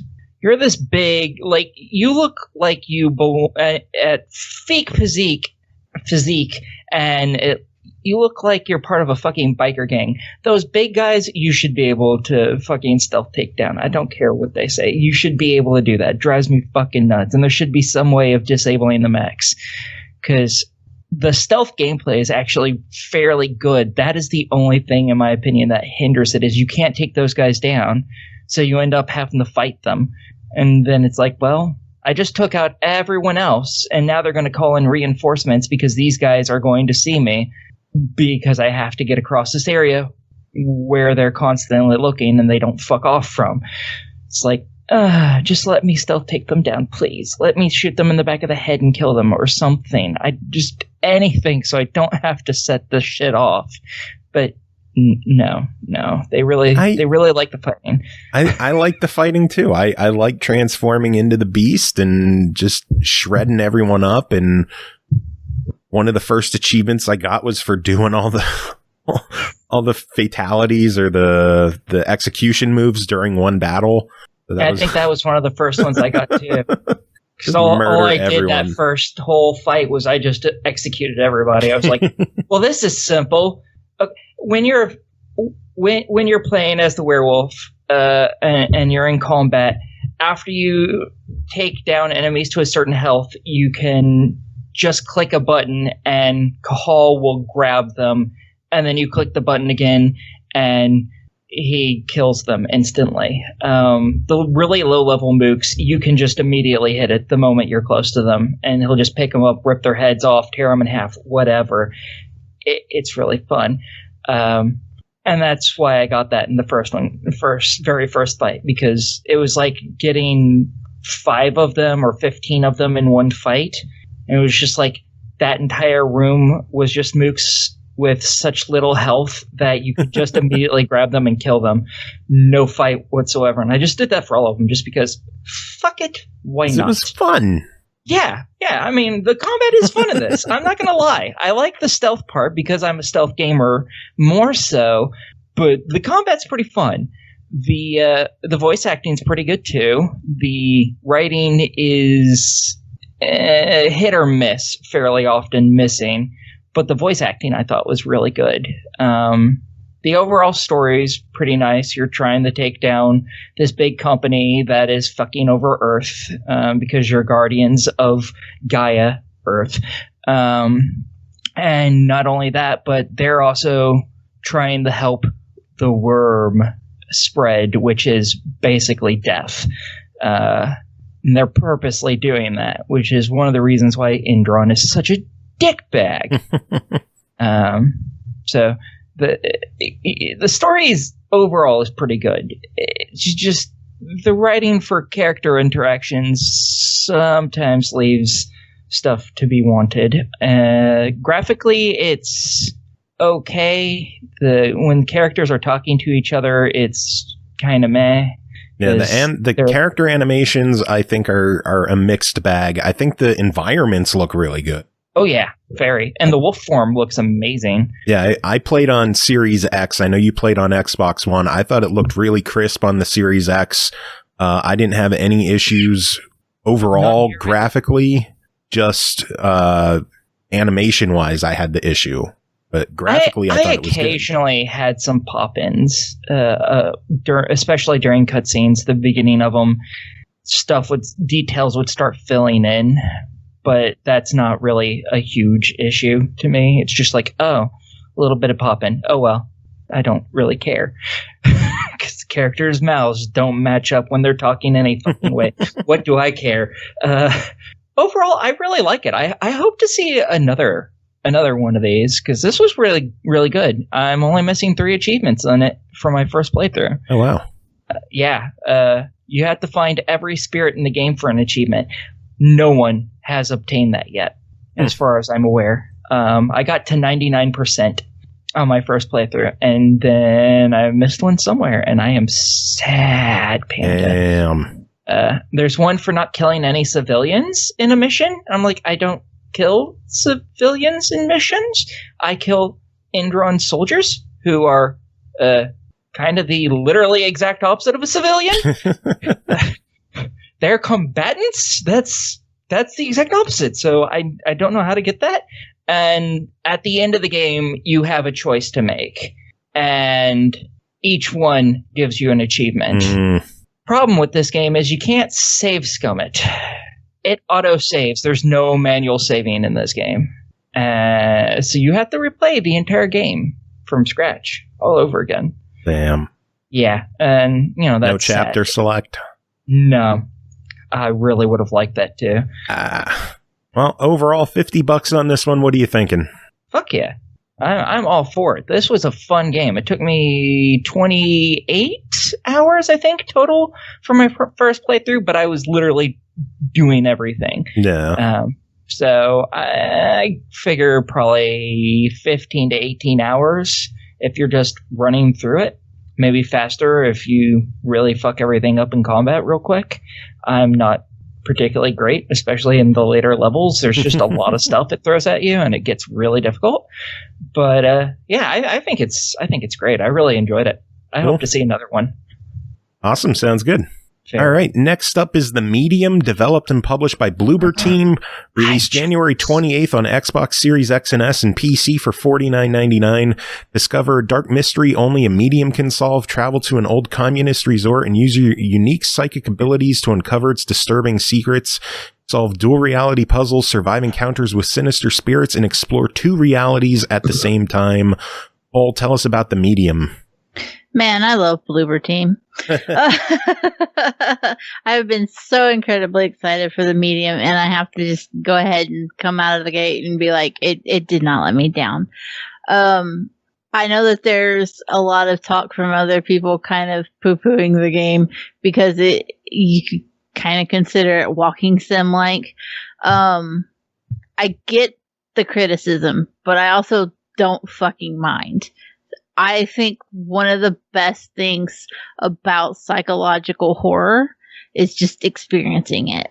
And I don't need combat when I'm trying. I don't want to be stealthy trying to avoid shit. I don't want, I don't want a whole lot going on. I want to be enriched in the world when I'm experiencing psychological horror. Which Bloober just does incredibly well. And the medium is a showcase to their ability to do that. That said, psychological horror is kind of a niche genre. Like, not a lot of people, even people who are like, oh, I love horror, then you throw psychological horror or psychological thriller at them and they're like, it's so slow, it's boring. And it's like, no, you have to really buy into the world for it to work. And if you're looking to play the medium, you have to already go ahead and accept that that's where you're going to be. That it's a slow build up of tension, and it's an experience that it's not going to just hit you like a ton of bricks with some scary monster in the face immediately. That's not how psychological horror works.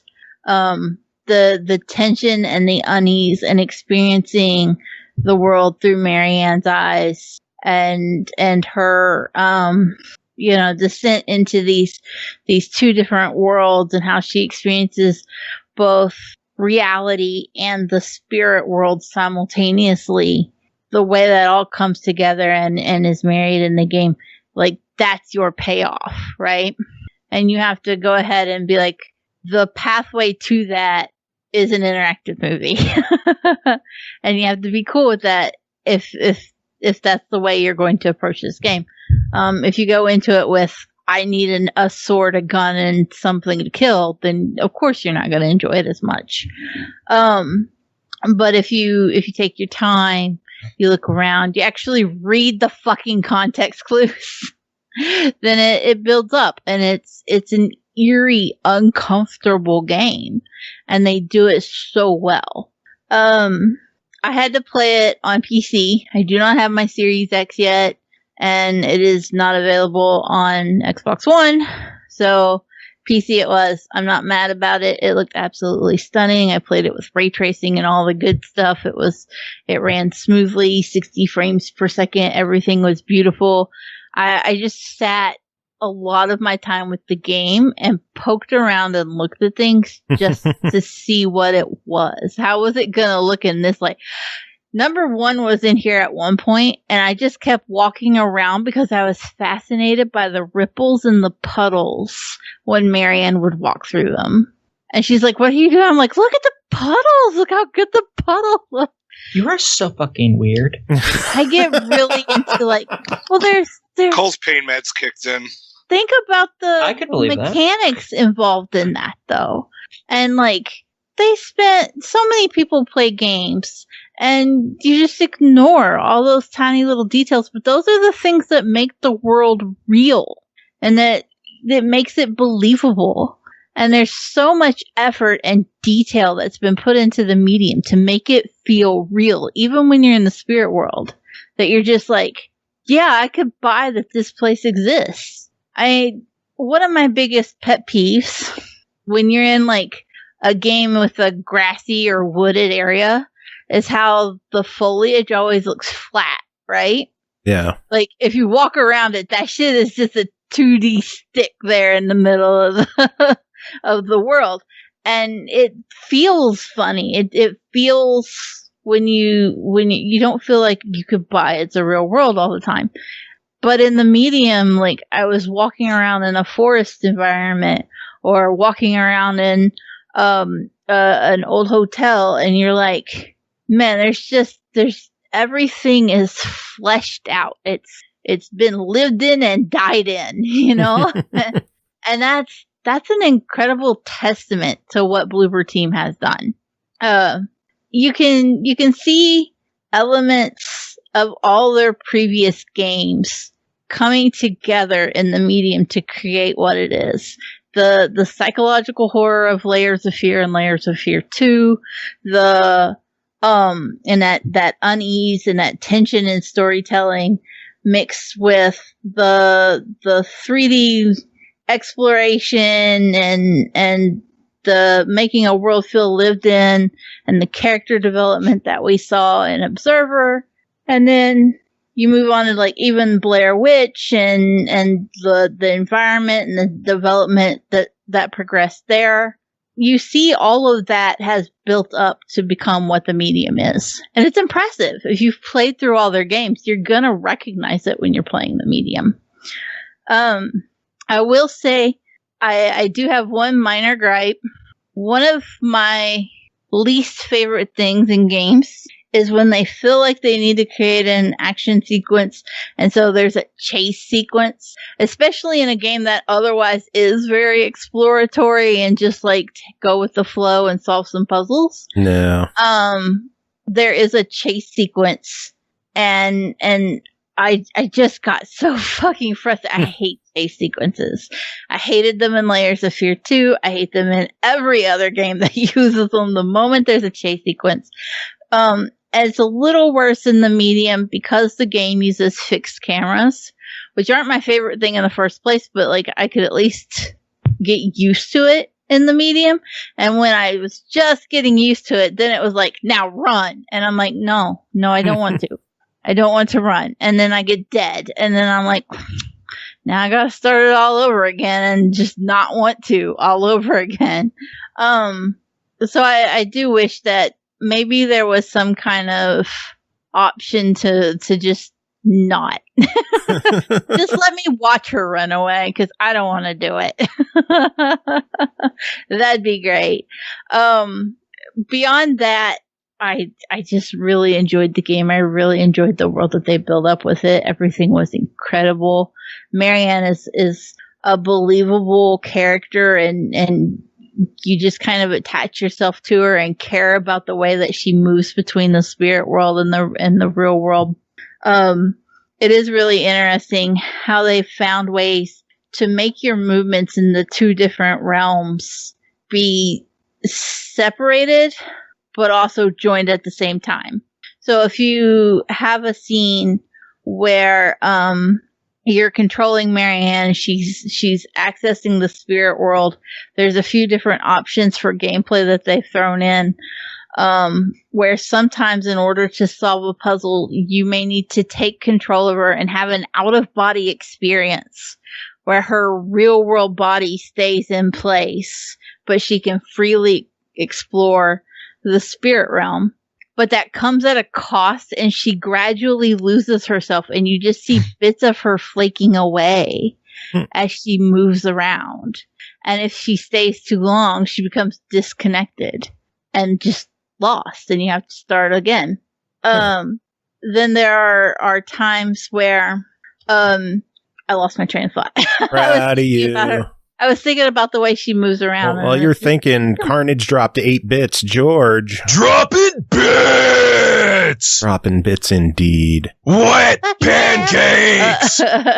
Fucking yeah! Just the way she moves in between and the way that things that you interact with in the different realms. Sometimes you can focus on the spirit realm, or you can focus more on being in the live realm.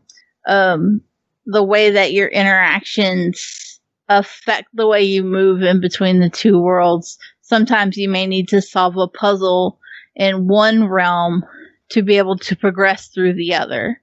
That split screen gameplay where you're essentially playing two games at once is really impressive, and it's I think that it is something that we will probably see be utilized in future games, and I hope so because it's cool. I think there's a lot of potential for what they could do with that.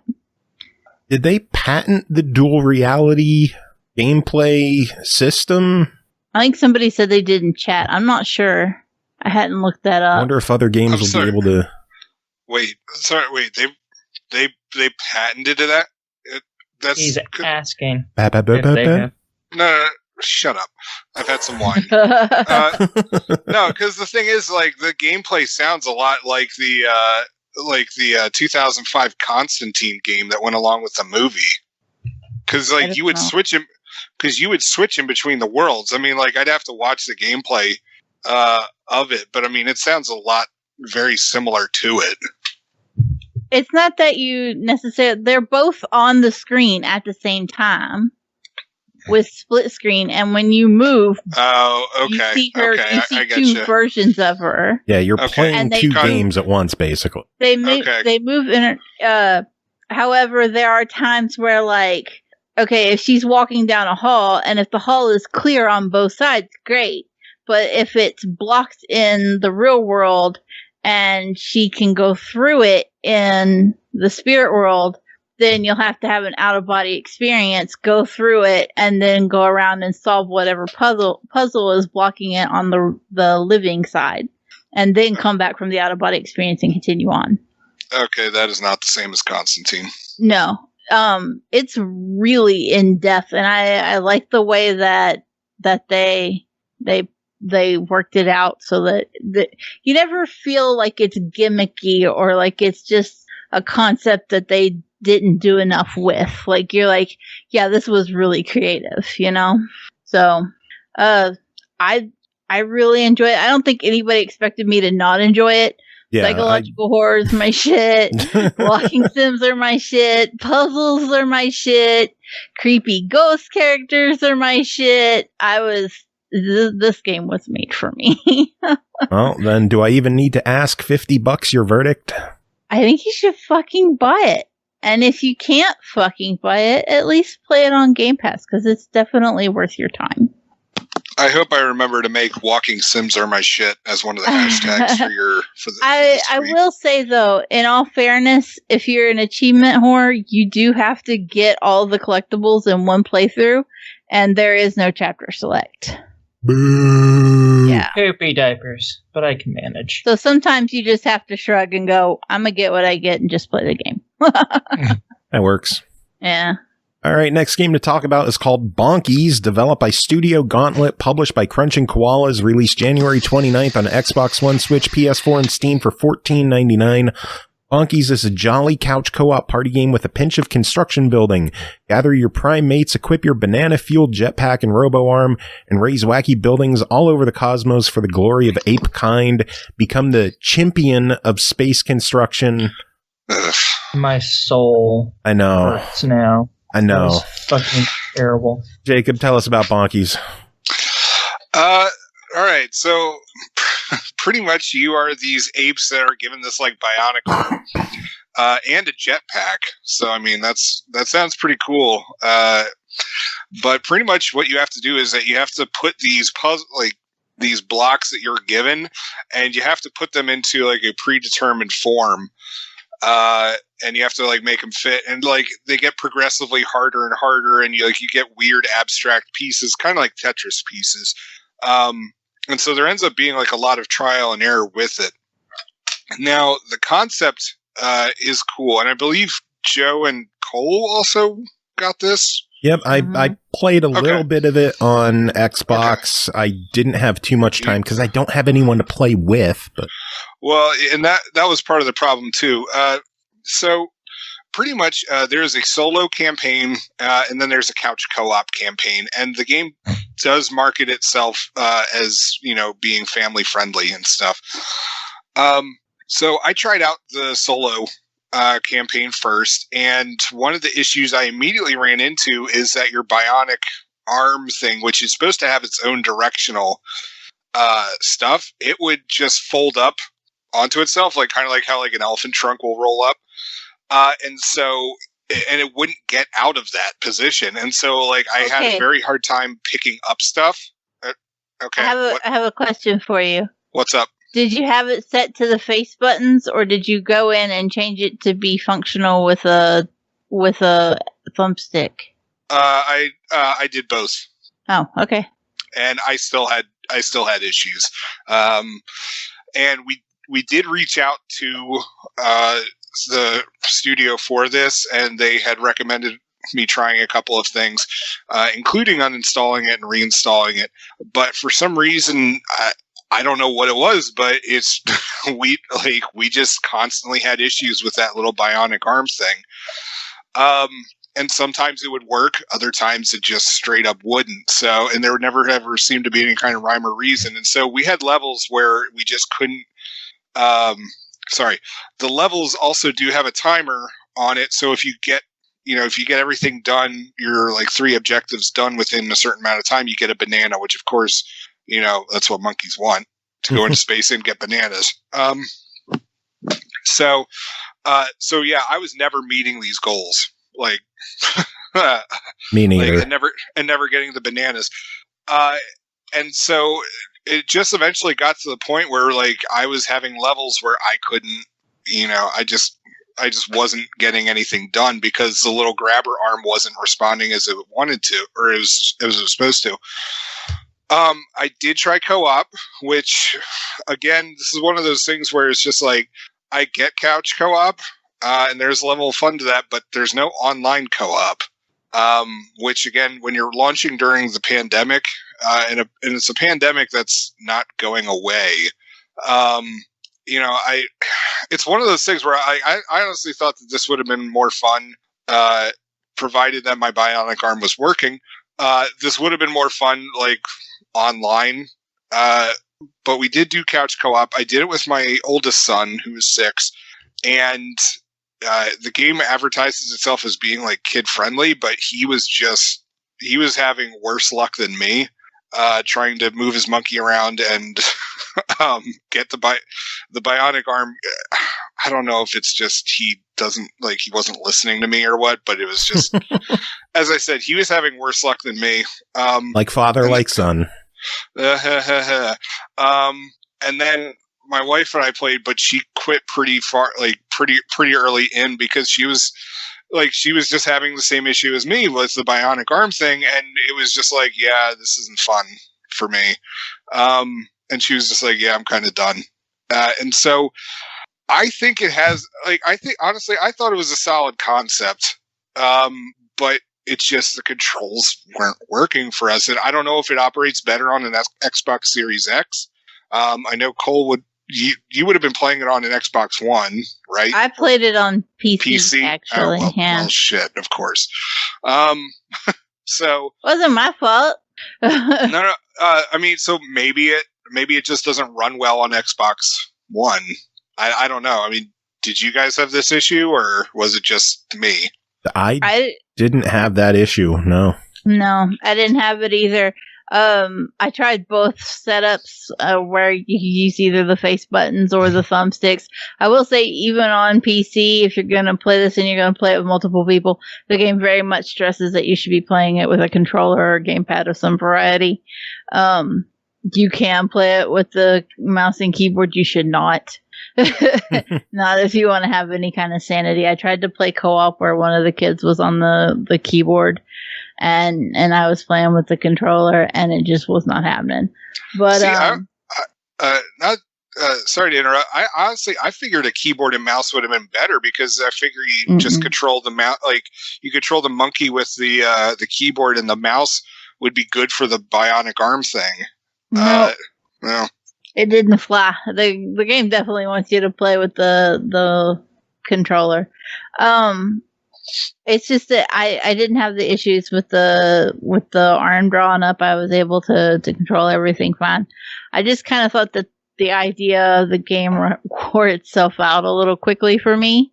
It felt kind of repetitive, and I was just like, "Yep, stack it, got it, done." And then I started to feel like I was a monkey. And I was like, this is not, flying for me. The kids, they abandoned me. They got annoyed trying to control it at all. We're not big on physics games in this house anyway. And so it just wasn't exactly like screaming at us, but there's something for everybody, and this just wasn't for us. No. So. Well, $15. I got to ask your verdicts. I mean, with the experiences we had with it, I would not currently at this time. I mean, like if they got fixed, or like hell, even if they were just like, yeah, like there's something definitely wrong with your system or your controller or something like that. Like, I don't know. Like, as I said, the idea seems solid, and I honestly think I'd enjoy it. But as it currently was for us, and the fact that there's no online multiplayer for it, I'm going to go with not recommend right now. I'm actually going to go with a try it. I think there's definitely people out there. I didn't have the actual issues, so I don't feel quite as harsh toward it. It's just that it's just not the kind of game for me, and I think there's plenty of people out there who would like it, so I tend to look at it from that aspect a little more, and so I think it's okay with a try it, but it's you definitely got to be the right kind of person for a game like this. Yeah, and you have to figure out how to not break things. Yeah. Yeah. It's nice that I was the one that broke it for I know. What is it with my team breaking games? I do it on purpose, but after you said Jacob had already broke it, I was like, well, I can't do that again.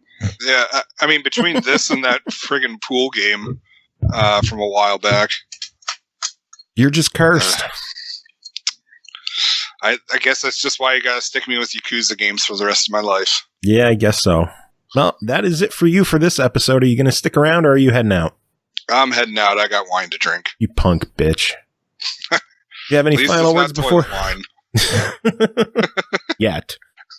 I'm going to make some toilet wine. Do you have any final words before we let you go? Happy anniversary to the SML podcast. Glad I've been here for most of it, off and on. But here's hoping we have 8 more. Oh, God, don't curse me with that. Don't curse me with that. No, Joe, you're going to have 20 more. Oh, Jesus. I'm not going to live that long. Oh, yeah, you are. You're going to outlive all of us. Watch it. Fuck. All right, we're moving on. You're going to be like 95 and still doing this thing. Like, here we are. Am I going to have to hang up on you? Yeah, probably. All right, later. Oh, God. All right. Next game to talk about is called Wildfire, developed by Sneaky Bastards, published by Humble Games, released December 3rd on Xbox One, Switch, and PS4 for $14.99. Master the elements in this stealth game where everything burns. Use your elemental powers to start fires, freeze water, and move Earth as you outsmart superstitious enemies in this mischievous 2D stealth game. Aki, tell us about Wildfire. All right. You play as a guy, I think, that's just called Witch through like 99% of the game. You hear his name at the beginning, I believe, but it was like once, and that was it. A meteor has crashed close to your fairly sizable city. It's one of those like we're all happy, joy, hippie groups is what it reminded me of.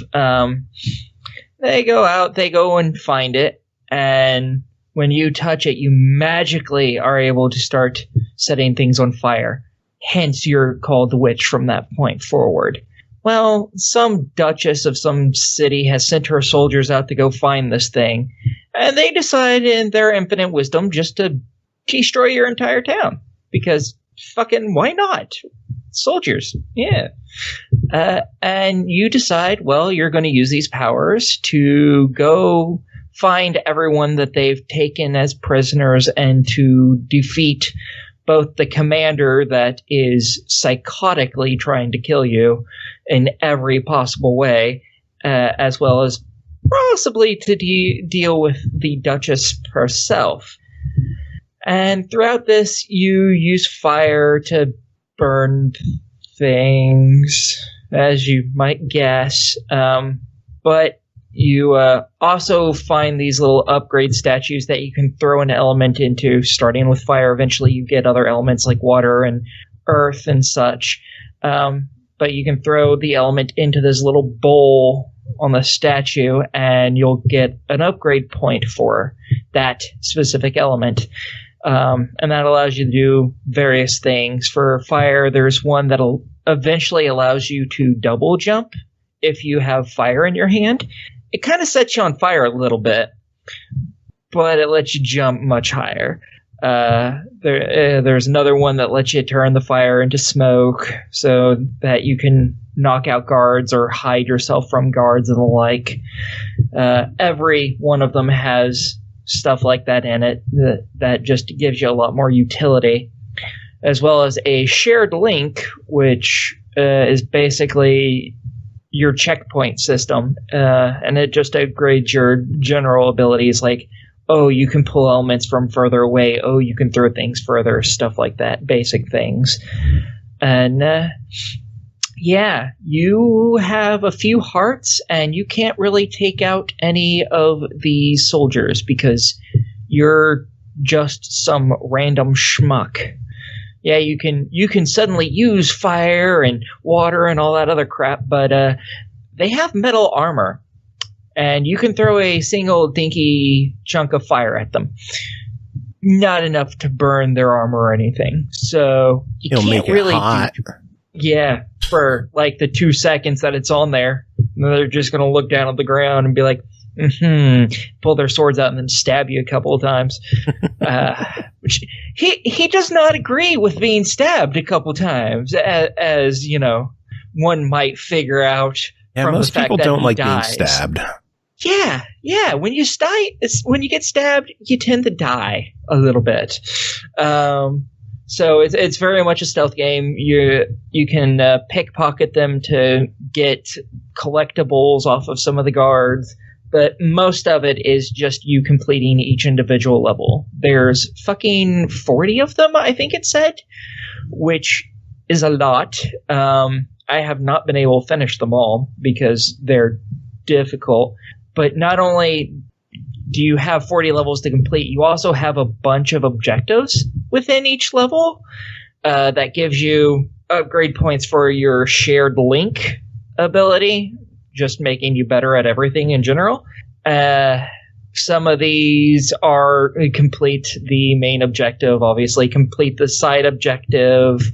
There's one for speed runs. There's one for doing it without killing any guards, which shouldn't be too hard to get because it's very hard to fucking kill them.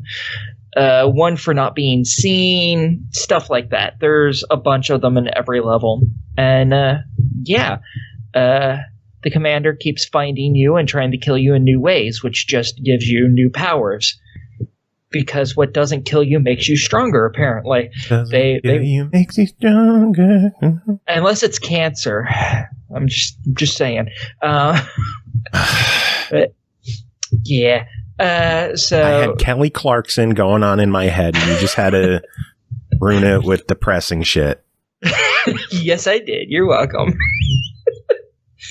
But it's going to be a hard one to complete because there are achievements for basically doing all the extra stuff. So leveling up to max, basically. You're expected to do all the beating it all in under the par time, doing it all without being seen, without getting kills, etc., etc. It is going to be a long one for people. I've already put 10, 15 hours into it, at least. And I just unlocked my third of 4 abilities right before we started talking, actually, about the game, because I've been playing it this entire time.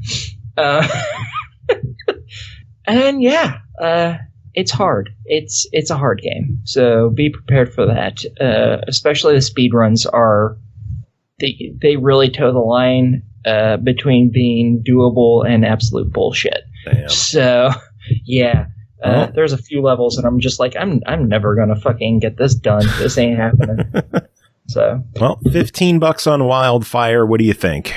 Oh yeah, you're gonna get probably 30-40 hours out of this at least, would be my guess. So yeah, fuck it, why not? Yeah, it's a good one. No, fuck it, why not is for cheap games. Is it gonna buy it? Get it, buy it. Okay. Yeah, fuck it, why not is for the cheaper games, like $5. It's so cheap that fuck it, why not? Buy it. Go buy it. There you go. Good stuff.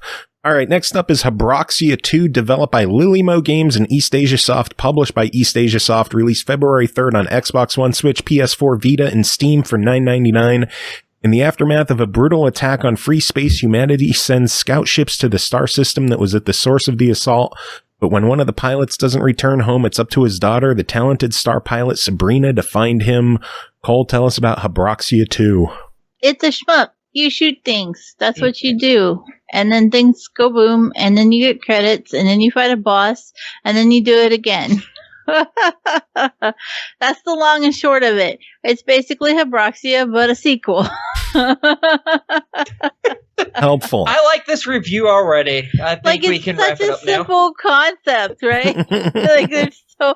What else are you supposed to say? It does have some neat little. Like Adam in chat, people are still publishing onto the Vita. Yeah, there's a few. It's a good one. You know what would be good on the Vita? And it shoots what? Lost Caves. Xbox first. Yeah. Then Vita. Okay. Anyway, Habroxia 2. So yeah, it's a perfectly fine shmup. If you like the first one, you're gonna like this one as well. It does build on the concepts of the first one. You're not always just shooting. Sometimes you can uncover secret paths, and then you can actually go different ways and play a boss with a different, or play a level with a different boss. Boy, the drugs did hit hard. It just caught me right there. But you can play a level and have a totally secret second boss that you had to go find, which is nice. That's an interesting change of pace. Does still have the hidden astronauts around that you got to go find and rescue, or you can just shoot them if you're a monster. You get 10 of them that you shoot, you get an achievement. So the game wants you to be a monster. They have added in boss bounties, and apparently you get them for just killing certain enemies in the level. I've gotten a lot of them, and I'm gonna be honest with you, I have no fucking idea how you figure out something is a boss bounty. There's always a set number of them per level, and if you get one, and then you go back later and you get another one, it counts as getting the 2 for the level, all the same. And I still have not figured out what marks something as a boss bounty. It's different every time. I think it's just a thing that it decides to give you sometimes. And there's no real way to figure out what it is.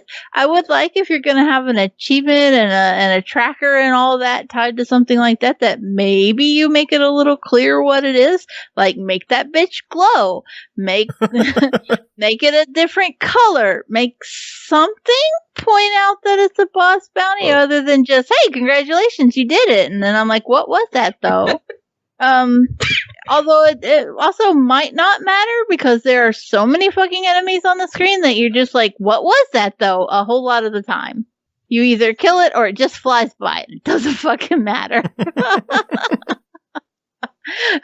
Ideally, you want to kill everything, but it's also not possible to kill everything sometimes, because you do have to go different paths, and sometimes you just have to let shit go. That's stressful, because I very much have kill it all syndrome. And if I see it, I want to shoot it. And if you put a wall in front of me, I'm going to hit the wall 100 times because I'm trying to go shoot things. That's a me thing, and I'm aware of it. I do like that it at least gives you the paths that you can go, and it makes it feel like there's some type of pseudo choice going on, although doesn't always matter unless you stumble across the one that actually leads you to a second boss. And then once you figure out the path that leads you to the second boss, then you have to break the habit of every time you replay the level not going down that path. I can be a little habitual, and I'm like, oh, I went right last time and that worked out. Let's go right. Let's go right. And I'll play it 17 times. I'll be like, God damn it, I need to beat the other boss. I got to stop going right. And then you just always choose to go left instead. Go right, but I can't. Like, my head's, it's muscle memory. You just you're like, that way worked, and you go. And then you're like, oh, but that wasn't the work I needed. I needed to go the other way and work that one this time. How do you? Like, I can't. There are 2 paths. Some of them have 3 carnage.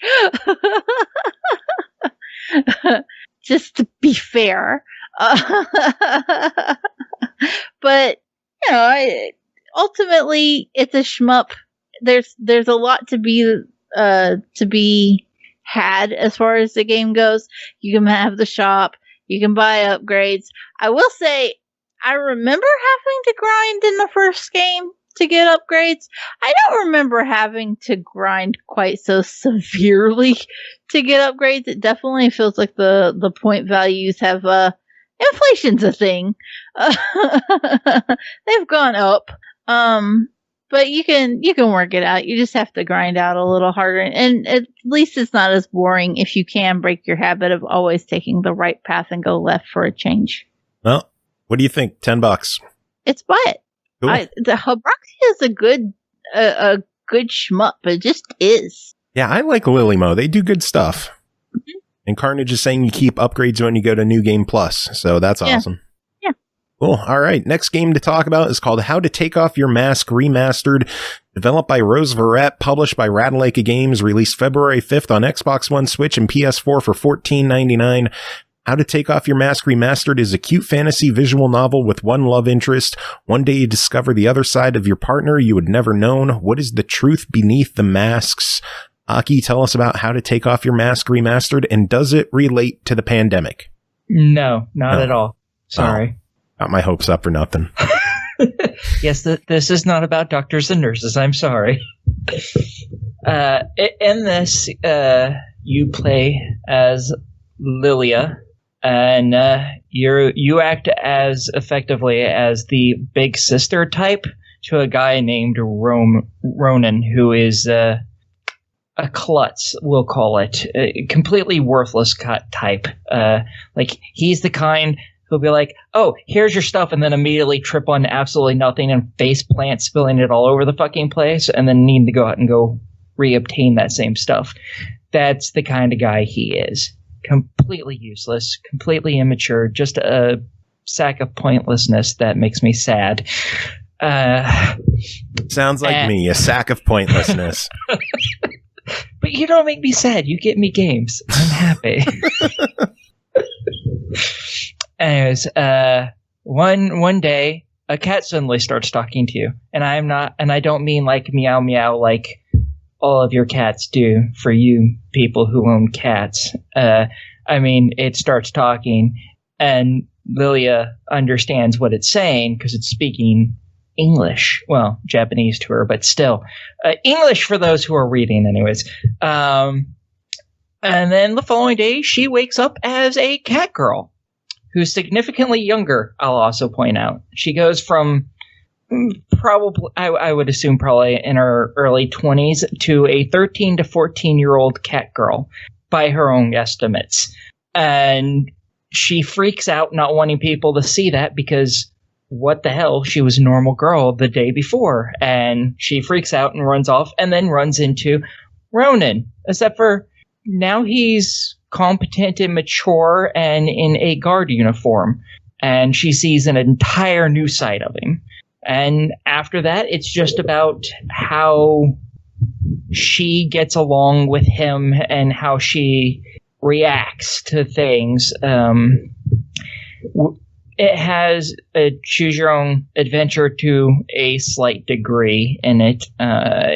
Usually most of your choices just affect 3 or 4 lines afterwards, and then it goes right back to the same story. However, your choices affect which side of her becomes more powerful, I guess, the cat girl or the human side.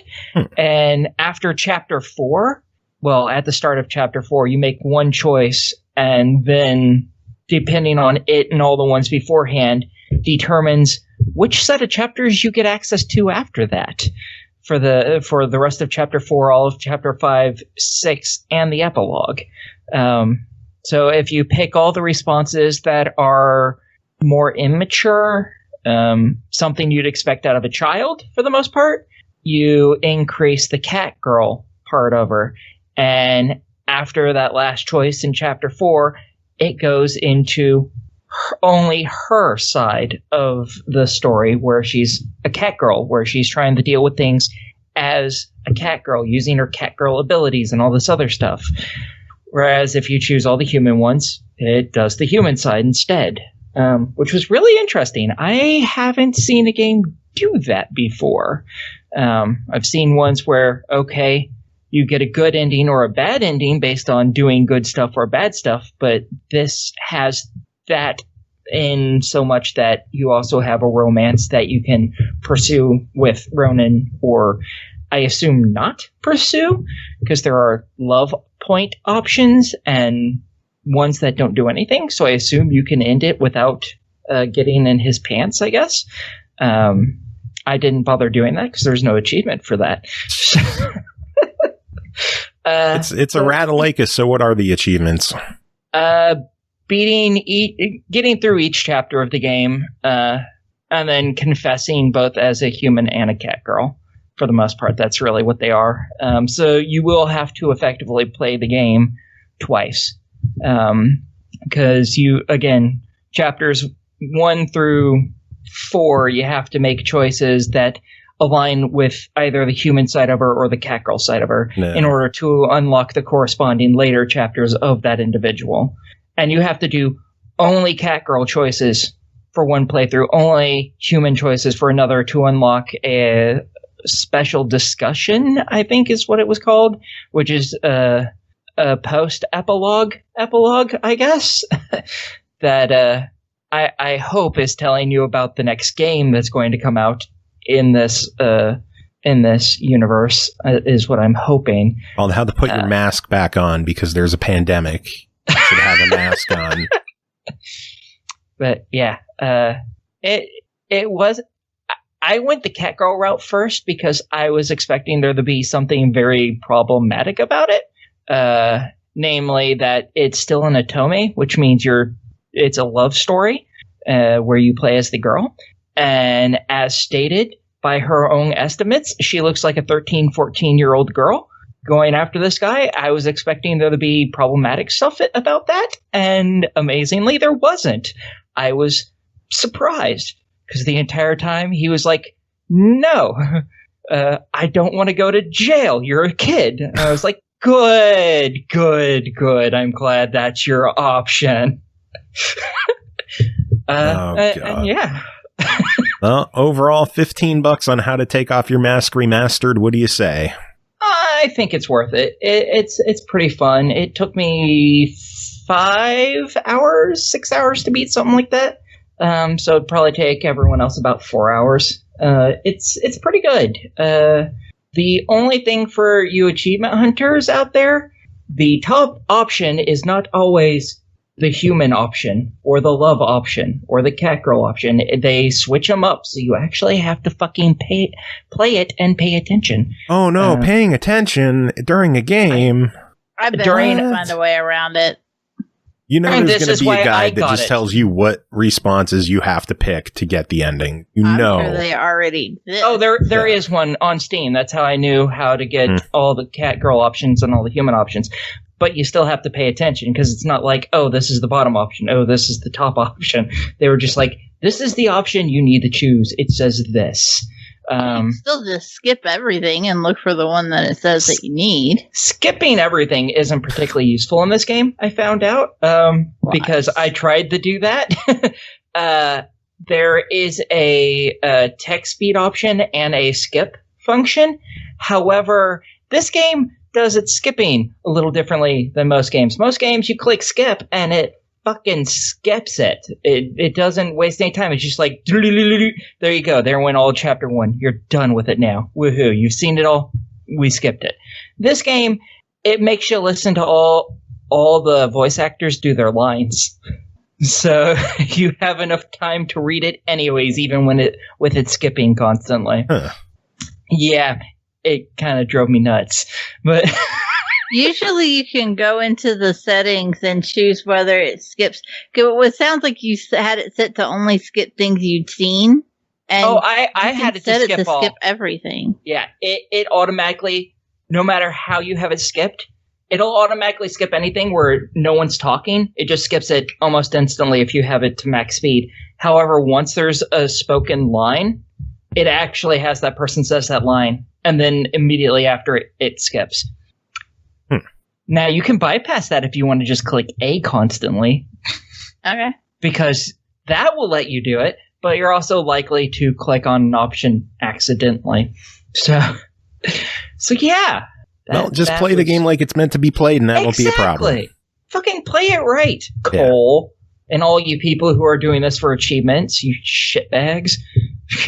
God, just play it right. Enjoy the fucking game. What the hell's wrong with you people? A lot. Next game to talk about is called Roombo First Blood, developed and published by Samurai Punk, released February 5th on Xbox One for $4.99. Roombo First Blood is a comedic top-down stealth action game about being a robot vacuum cleaner and fending off burglars from your home. A short experimental game and the first in the Justice Sucks series. Cole, tell us about Roombo. So I was interested in Roombo because I really enjoyed Serial Cleaner, where you had to clean up after serial killers. God, that game was good. That game was good. So Roombo had my attention because there's blood and there's gore, but you're a Roomba. But without being a Roomba, because, copyright. So you're Roombo, which is Roomba meets Rambo, and you have your house, and there are valuables in the house, and there are burglars breaking into the house. The burglars break in. First off, they track in mud, which is just bullshit. Come on. Sons of bitches. How unkind can you be? So they're tracking in mud every goddamn where, and then they're trying to steal your shit. And that's unacceptable too. You might let them steal the shit if they at least had the decency to clean off their boots, but they don't. So you find every way you can to viciously murder these motherfuckers. Oh, I'm liking this. And it is brilliant. So your Roombo has a couple of different modes. One is clearly to suck shit up because he's a Roombo, right? This means that you can also suck up things that may have fallen onto the floor, like, say, a butcher knife. And while you're holding that knife, you could, say, ram a burglar and stab them. And then, while they're knocked out on the floor, you could go into your hack mode and drop a ceiling fan on them. Jesus. And then, since they're laying there, you might have another couple of options. You could maybe electrocute them with a lamp, or short out a heating unit that's on the wall, or maybe even cause the fireplace to, go whoosh and burn things. Each burglar has their own health bar, and your goal is basically to set as many dangerous traps and attack these burglars in every way you can until you eventually get their health down. You can ram them occasionally. I couldn't figure out what the hitch with ramming them was. Sometimes it would work, sometimes it wouldn't. I don't know if maybe I had to have a power meter that I couldn't figure out, just wasn't working or whatever. But I couldn't always ram them, but I could always make them chase me around like a motherfucker. I know that it's you're supposed to be stealthy and plan these traps, but I just went whole hog at it and was stabbing them and making them chase me around and activating traps as I got close to them just to see what would happen. I'd run them past the refrigerator and I'd open the refrigerator doors and then they would get frozen in place. And then I'd be well, now's a good time to stab them with the butcher knife that was just conveniently laying on the kitchen floor. And oh no, they're coming for me again. Let's have the coffee pot explode. It's just if there is any type a dangerous circumstance, use it to your advantage and have fun doing it. Now, here's where it gets really good. Eventually, you're going to kill these motherfuckers, right? Okay. So what do you do to clean up the house when there are dead burglars everywhere? You just literally suck up the dead bodies in the You back. ram the bodies until they burst apart into hunks of meat, and then you vacuum up the hunks of meat and the blood. Okay, you've sold me. I'm buying this right now. I fucking love it so much. Now, I do have to say, the game was originally meant to be played with tank controls. Fuck that. That's gross. Nobody likes tank controls. I don't care if you tell me you like tank controls. I'm calling you a liar right now. Nobody likes tank controls. Thankfully, in one of the patches, I don't know if it was like patched when it was on PC or whatever it was on first, and then the patch just came to Xbox, or if they were just like, oh shit, we forgot that patch in Xbox. Either way, in version 1.3 of the game on Xbox, they added in free movement, and I definitely recommend that is the best way to play. Yes, Adam, you are a liar. Nobody likes tank controls. That's a hill I will die on. Especially when you're a vacuum. What the fuck? But yeah, just free movement just saves the world with this game, because if I had loaded it and it was tank controls, I would have been like, what did I get myself into? And then I would have sat and cried in the corner that I had to review it like that.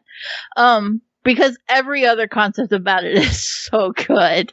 It's so ridiculous and it's so over the top. Once you knock out all of the burglars, you have a set amount of time for each level to clean up the mess that you've made, and then you get a bonus at the end of the level for your cleaning percentage and your trap accuracy percentage and things like that.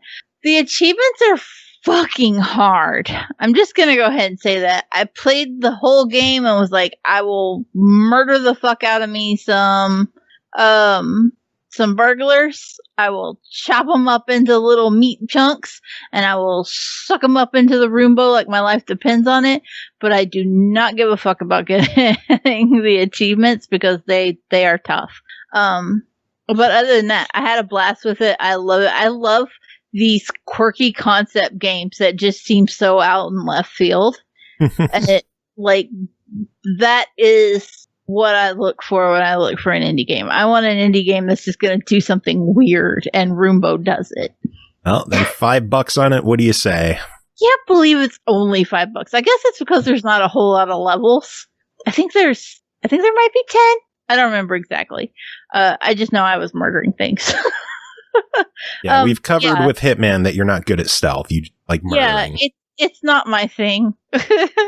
Like, I think my first achievement was the one for running away from burglars for 30 seconds straight. So, because I didn't try to be stealthy, I was just zooming past them.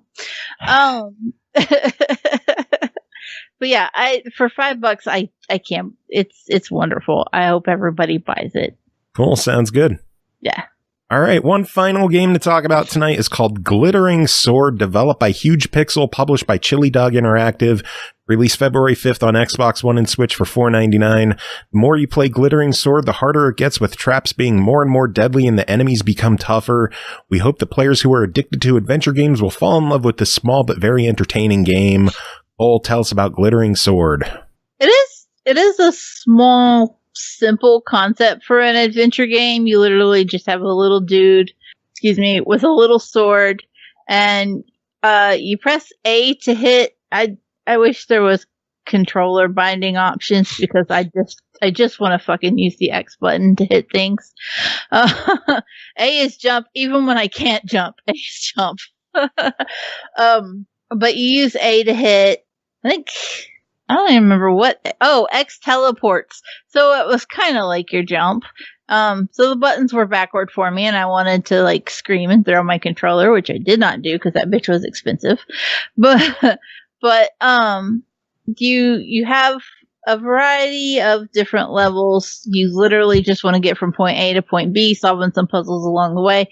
Maybe as simple as like hitting a switch and opening a gate, or not getting impaled by arrows if you step on a booby trap. I do have one complaint, and I feel like it's the teleport option in the game is horribly underused. You can teleport and like dash around, but if you teleport past a booby trap, it still sets it off. Ew. And that's bullshit. Like, there were a couple of levels where I was like, oh, I definitely know how to do this. And then I'd teleport past the booby trap and then not be able to get back out because the booby trap set off anyway. And it took me a couple of tries. And then by the point that I figured out, I was so mad about it that I went on without getting the treasure chest in a couple of levels. I'd go on to the next level. And then I'd sit there and I'd be like, fuck, I figured it out now. And then I was so mad about it, I didn't want to go back and do it.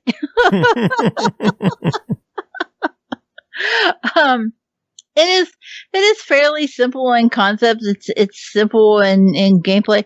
Even with the bosses, there's not anything that really just makes you go, oh, I don't know how I'm going to do it. It's like, no, get close, press A. I don't like that the long range weapon, you have an ability to shoot a blue magic orb. I don't like that is tied to potion use, especially because the game has an achievement for beating it without buying any potions. So you're essentially like, occasionally you might find a blue potion lying around. You're a little more likely to find the red ones, which are for health. But even then, the health potions kind of don't fucking matter, because most things kill you one hit anyway. Especially the traps. Fuck the traps, as you can tell. But, Carnage says there's gotta be a cheat code. I hope, because I got annoyed. I don't think it's bad. Let me point that out. I think that a little bit of polish and some quality of life stuff could make this a lot better of a game. And that's what could they do to improve it? Not set off the traps when you fucking teleport over them. That's for starters. And I wish that even if it were slow or tied to other enemy defeating tasks or whatever, some other task that would fill up the ability to use your ranged weapon. Because having it tied to a potion and then being like, oh, but you can't actually buy that if you want the completion. That's kind of a bitch move. There needs to be something you could do to fill it some other way.